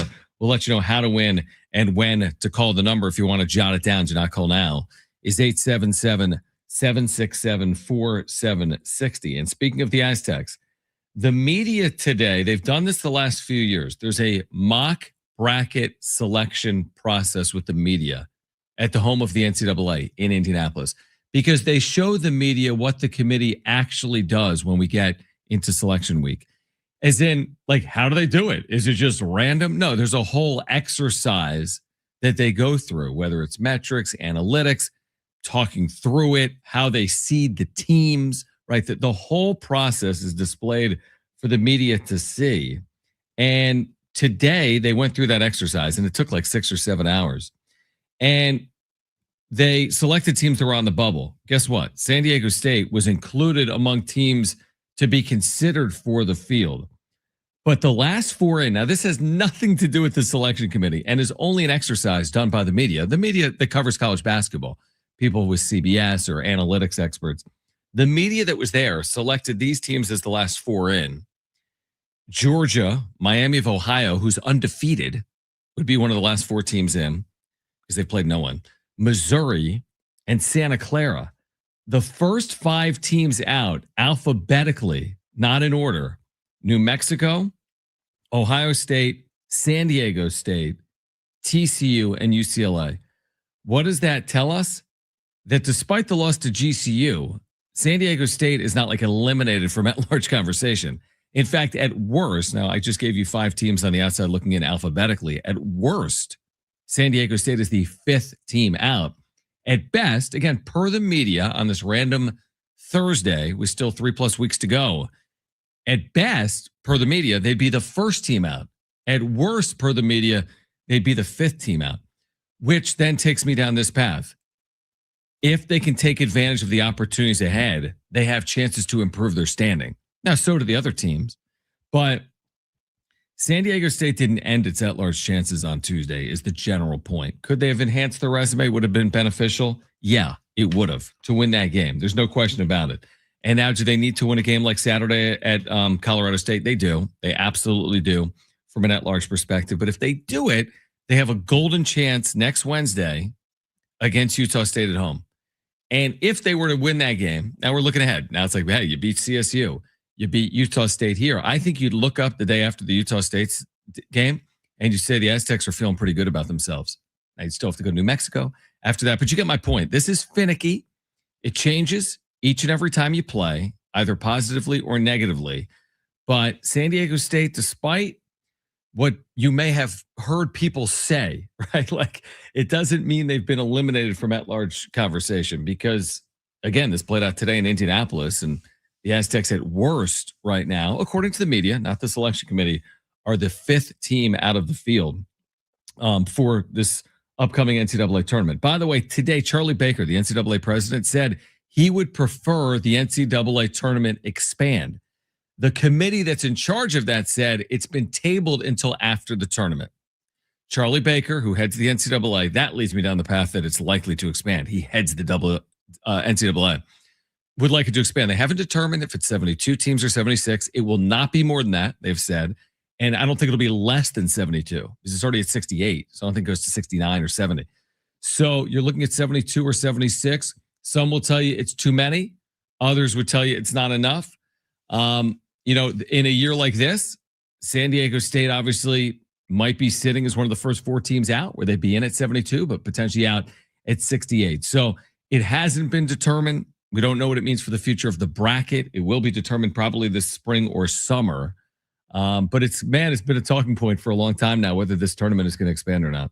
I hope it doesn't. You like it at 68. Yeah, I'm one of the people that thinks it's going to be too much. Mm-hmm. I didn't like when they added the extra playing games a couple years Sure. ago. I was happy with just, you know, like the 2 that they used to have, and then they kind of expanded it into like 2 days. That was too much for me. What I'm worried about is say they expand it to 72, and right now they're like, oh, we won't go any farther than 72, we promise. And then they keep going. But then they see how much money they're making, and there's going to be one of those suits is going to go, well, we made X amount with 72. You imagine how much we'll make with 86? And then, next thing we know, they're going to want to expand again and expand again. And, just because of money, they're going to want to just keep making it bigger and bigger until practically, everybody except for 5 teams is going to get in. Yeah. I mean, I see it both ways. Here's the thing. If you told me right now it's going to expand to 72 and the 4 teams selected between 68 and 72, 69, 70, 71, 72, if 3 or more are from power conferences, I'm not in favor. I almost think if you're going to do it, you have to leave half of the spots for teams outside the power leagues. And the reason I say it is if you added 4 more power teams as 69 through 72, you're going to add teams that are going 15 and 15 and 5 and 11 in their league.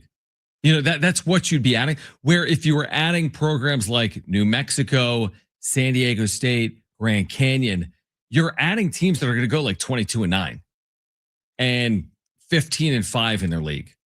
There's a big difference between going 15 and 5 in your league and 5 and 13, in my opinion.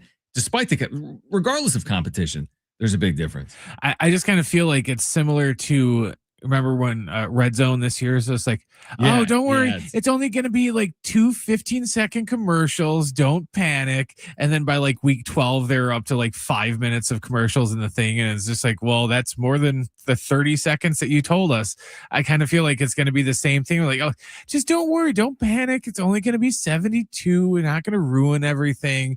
But then they're going to see, the revenue. And then they're going to be like, well, are you really going to be that mad if we, we'll just do 2, 3 more this time. And then, they'll want to do 4 more the next time. The slippery slope. Yeah. The slippery slope. All right. We're going to get back to the Padres on the other side. What do we expect to see tomorrow? Their spring training opener. Will we see all the regulars? Are we going to see with the WBC coming? Are we seeing Machado and Tatis? And who are we going to see from a pitching side as well? What type of competitions are going on this spring or expected to play out this spring? We'll get into it on the other side. We've got Brent's back page coming up, but call right now if you want those tickets. Caller 8, you're going. 877-767-4760. Aztecs, Utah State Aggies, Wednesday night at Viejas Arena. Caller 8, you're going. 877-767-4760. Call now if you want those tickets. This is San Diego Sports 760.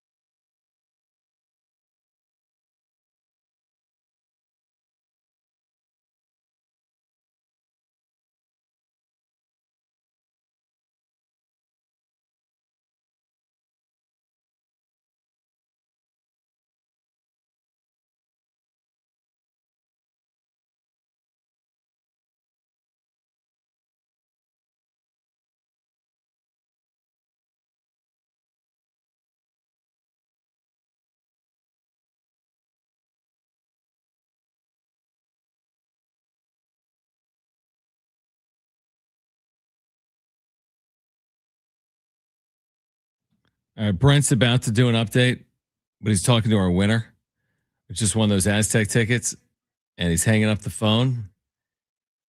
I'm doing play-by-play of Brent on the phone for an update. All right, here comes Brent. This report is brought to you by AutoZone. Get in the zone. And Richard, our winner. The Eagles announced today that Lane Johnson has confirmed that he's going to come back for his 14th season. Johnson missed the last 7 games of last year due to injury.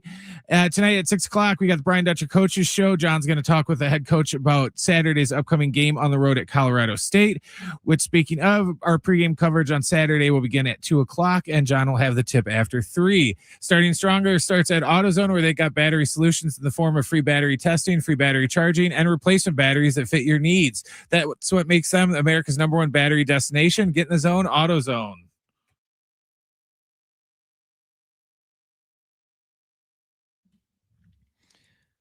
All right, back with you on San Diego Sports 760. Brent's back page coming up in about 10 or so minutes. Brian Dutcher will join us live at 6 p.m. If you've got a question for Dutch tonight, we'd love to hear from you on our text line, and I'll ask it to him live at 6 p.m. Just text in 70470. Start it with the word team. See a couple of questions in here right now, including one from the 925. But if you have a question for Brian Dutcher, you can text us 70470. Start it with the word team. We are a mere 19 hours away from the Padres Spring Training opener, if you're counting down the hours. Like, you know how when they said 8 batters away from Shohei Ohtani batting or whatever on Fox, we need a countdown on MLB.TV. Is this game even televised tomorrow on MLB.TV? I would assume. They might. I mean, how could you not televise the opener in some form or fashion, right? I'm kind of surprised that ESPN doesn't have some sort of countdown clock to Shohei's first spring training at right. This is on Padres.TV tomorrow, by the way. So this is on Padres.TV. It's at 12:10 Pacific. Is it free? Because last year spring training was free. They didn't charge you until the season started. That would make sense. I mean, they should kind of give you the access to that to kind of lure you in. They're not the NFL. They can't charge you for exactly. games. So, we've been typically when a team opens spring training, they do so almost like begrudgingly or by dipping toes in water. But what we expect this time around is the Padres actually to field more of their team early. Why? Because of the WBC. And these guys will be leaving camp by March 1st. Well, that's not far off. I mean, it's only a week plus away when players like Tatis and Machado and others are on their way out. So I think that's going to provide an opportunity for Padres fans to see some of the players that they're familiar with seeing in the regular season right away, like on February 20th. Now, I'm not telling you that Machado's playing 9 innings tomorrow, or Fernando Tatis Jr. would do the same. But I do think, and I don't know if it's been confirmed or not, I don't think we got the day before lineup for spring training, but my expectation is you're seeing regulars tomorrow. Now, maybe not all of them, but you could see a lot of them as soon as tomorrow. They're not traveling tomorrow. They're playing Seattle, but that's the same complex in Peoria. So since they're not traveling, that's even more of a reason to have more of the regulars in there. All the other stuff in terms of the competitions can play out during the WBC, like the last bench spot and the final bullpen spot, and that'll get underway immediately. Or, some of the, first base DH, for example, the back of the rotation. There's time for all that. Back of rotation, those guys aren't leaving for the WBC.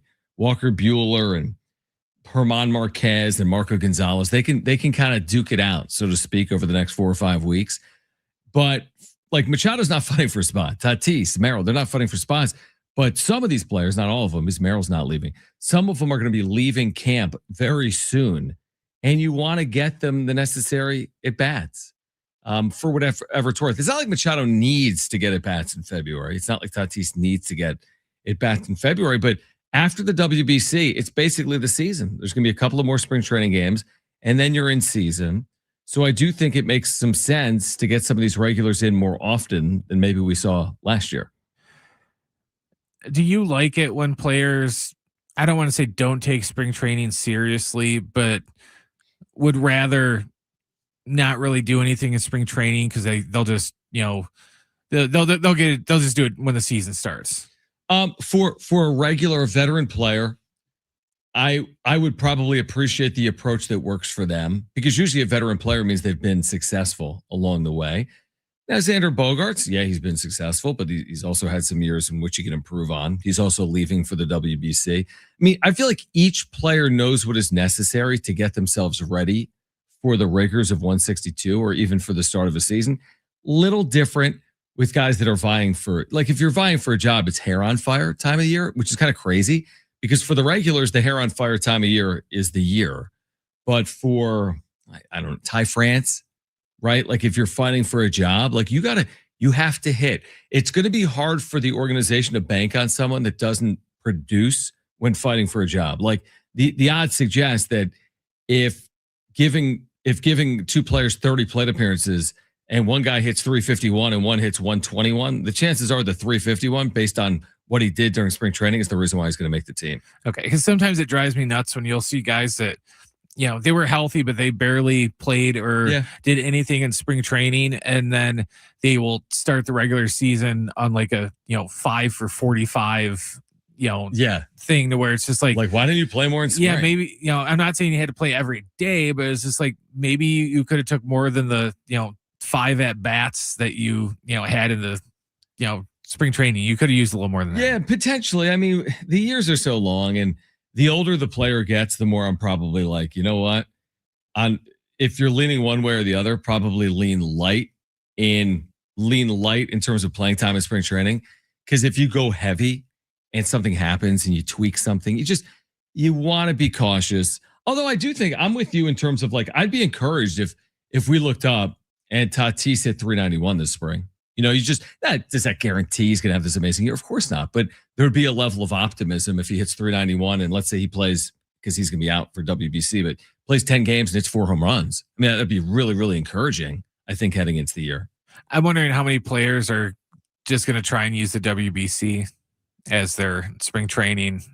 That is not use spring training. Yeah, like I feel like Tatis, especially for a lot of these players that like play in the Caribbean series, for example, or came up in Latin America, like they treat some of these opportunities to play for their nation, I think as something of real significance, almost like it was the major league season, if not more. I mean, you see some of the scenes around the world, like when the Dominican is playing in the Caribbean series or whomever else. I don't know a ton about it, truthfully, but I mean, the scenes are insane, and like the fanfare and the clubhouses and the team celebrations where like they're going to be ramped up. The WBC for the Dominican team is going to be treated like they're playing playoff baseball. We go back to the hair on fire thing. Like they're not just going to be there to go through the motions. They're going to be there to potentially win it. Now, I don't know who plays who. Like is the Dominican go through Japan in the first? I have no idea, but I'll know more in a couple of weeks. But yeah, I mean, tomorrow's going to be interesting because listen, by the 5th inning, it's going to be 9 guys you've never heard of. Not 9, but it maybe if you're a casual fan, 9 guys you've never heard of. I think the first few innings, there'll be much more familiarity. And yeah, by later in the game, there'll be a lot of 90s on the floor. Yeah, exactly. A lot of 90s. And, spring training's the time of year where they're like, oh, we're tied at 5 after 8. The game is over. Like, it's not the time of year where wins and losses matter at all. What does matter is to some extent performance and to every extent health. And to some extent, performance is what matters. But result obviously means absolutely nothing. And it all gets underway tomorrow at 12:10 Pacific. Padres and Mariners, once again, in Peoria. All right, so Brian Dutcher's coming up at 6 p.m. If you've got a question for Dutch, you can text us right now. We will get your questions when Brian Dutcher joins us live. 70470, start it with the word team. Again, 70470, start it with the word team. So we'll get your questions coming up at 6 p.m. But on the other side, we'll get to Brent's back page, and that'll come your way on the other side. This is San Diego Sports 760. We're live on the iHeartRadio app.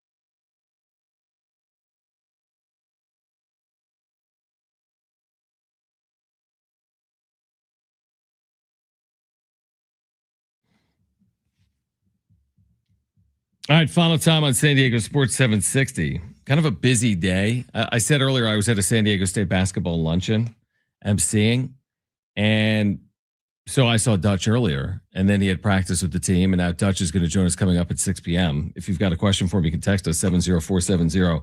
Start it with the word team. We'll get to it live on air. But a busy day for Dutch too, because you think the only thing that it entails the job is like coaching. There's so much more. There's so much more. Like there's boosters, there are events, there's media obligations, like what's coming up on the other side. And it's, the most important time of the year, arguably, because the calendar flips to March in 10 days. So Brian Dutch is going to join us. Obviously a big week ahead for the Aztecs. They're trying to bounce back from a loss to Grand Canyon at home. They'll get Colorado State this weekend. That is not an easy game.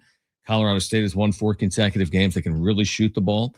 Aztecs did win the first meeting this year back at Viejas Arena.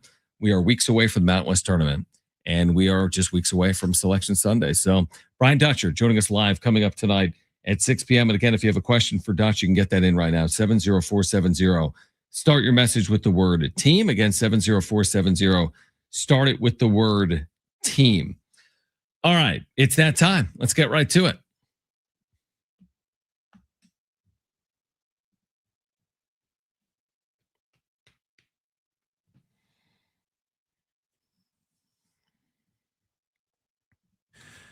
All right, we'll start with a trolley story that has to do with San Diego FC this weekend. A trolley story. This may be a first. Well, San Diego MTS is doing its part to help FC fans reach the pitch for the season this Makes year. sense. They announced yesterday that they are offering a discounted all-season transit pass for SDFC fans, and they're also increasing trolley service for home games at Snapdragon this year. So they will be increasing the Green Line trolley service to accommodate large crowds attending this weekend's match and for the rest of the year. Let's see here. So pre-match, the trolleys are going to depart the stations every 15 minutes or better, with additional trips between 5:15 and 7 p.m. from downtown, because I think the game starts at 7:30. Yep. So you'll get every 15 minutes on the Green Line, and then after the game, the trolleys are going to leave Snapdragon every 15 minutes or better in both directions, with additional trips as needed until around 10:20 or until the crowds thin out. MTS is also offering San Diego FC fans an all-season transit pass, which will allow fans to ride to all 17 regular season home matches at a discounted price. You can get that for $56. You can either buy it at the trolley station vending machine, or you can go on the Pronto app and buy it there. But yeah, you can get trolley rides for all 17 home games this season for only $56. Well, it's interesting you say that though, real quick, because if you go down to the San Diego State campus in Mission Valley, that is Snapdragon Stadium right now, there are ongoing construction projects as they build out the site. So as the site gets built out, and this is not just this year, but in the years ahead, there'll be less parking options for cars down there. So public transportation is going to be a big part of the future of SDSU in Mission Valley. So good. That's good info. What else, Jeff? Are you a fan of the Shamrock Shake, John? Would you want to punch me if I said I don't know if I've ever had one? Actually, that doesn't surprise me at all. What does it taste? Is it mint? Yes, it's mint. I'm not a huge mint. I'm not either. Mint and chocolate? No, there's no chocolate. Just mint. It's just mint. Is it back now because it's almost St. Patty's, or what's the deal? Yes, but that's not the story, because McDonald's is going to have some competition this year thanks to Dairy Queen, because Dairy Queen is getting in on the mint party, and they're coming out with 2 limited time desserts. They have a new mint crunch and cookie dipped cone that is going to hit stores next week on the 23rd. And the mint Oreo Blizzard is going to come back in March as the Blizzard of the month. That actually sounds really good. So that's going to be their competition then to try to combat the Shamrock Shake with McDonald's. I mean, you and I are huge DQ guys, like in general. I love DQ. I am too. That's the amazing thing. You know me, I'm not some crazy big dessert guy, but I love Dairy Queen. And now in San Diego County, there's not a ton, right? We've gone through this exercise before. Is there still one in Mission Valley though? Yeah, there's one in the mall. Yeah, in the mall. So I am a big fan. I mean, I would try that mint Oreo. Oh yeah, You know? I'd try that. I like that. The Blizzard is an unbelievable invention. How about when they like turn it upside down? Yeah, It's the best. yeah, they have to. Yeah, it's unbelievable. I love Dairy Queen. So yeah, you can get that starting the month. The Shamrock Shake is kind of weird. It's kind of like the dessert McRib. Okay. Well, because you can't get it all year round, and the 1 or 2 times when it gets released during the year, the people that actually really like it just go insane over it. Because like my cousin's wife, she was really big into the Shamrock Shakes, where like as soon as it came out, like that day, they would have to go to McDonald's and get one, and like once or twice a week until they took it off the shelves, they would have to go get those. So yeah, it's kind of like the dessert McRib. But yeah, that's all we got for today. All right, those are good. And yeah, I mean, I saw that Major League Baseball, and this has been done over the years, will have special St. Patty's Day hats again. Yeah, they're doing them again this year. They released them already. Yeah, I saw that. But what I am waiting on the release of, and does this come right before the season, is City Connect. Because the Padres, I mean, listen, that thing got so much discussion over the last 3 years that whenever that is unveiled, and I have to assume it's prior to March 26th when they have their home opener, because when they play their second game would be a City Connect game. Because I think March 26th is a Thursday. I think that's right. So their second game would be City Connect. That has to be unveiled or debuted very soon. Like early March, maybe at the latest would be my guess. Yeah, I don't know when they debuted. Are you kind of looking to see when they debuted the initial City Connect?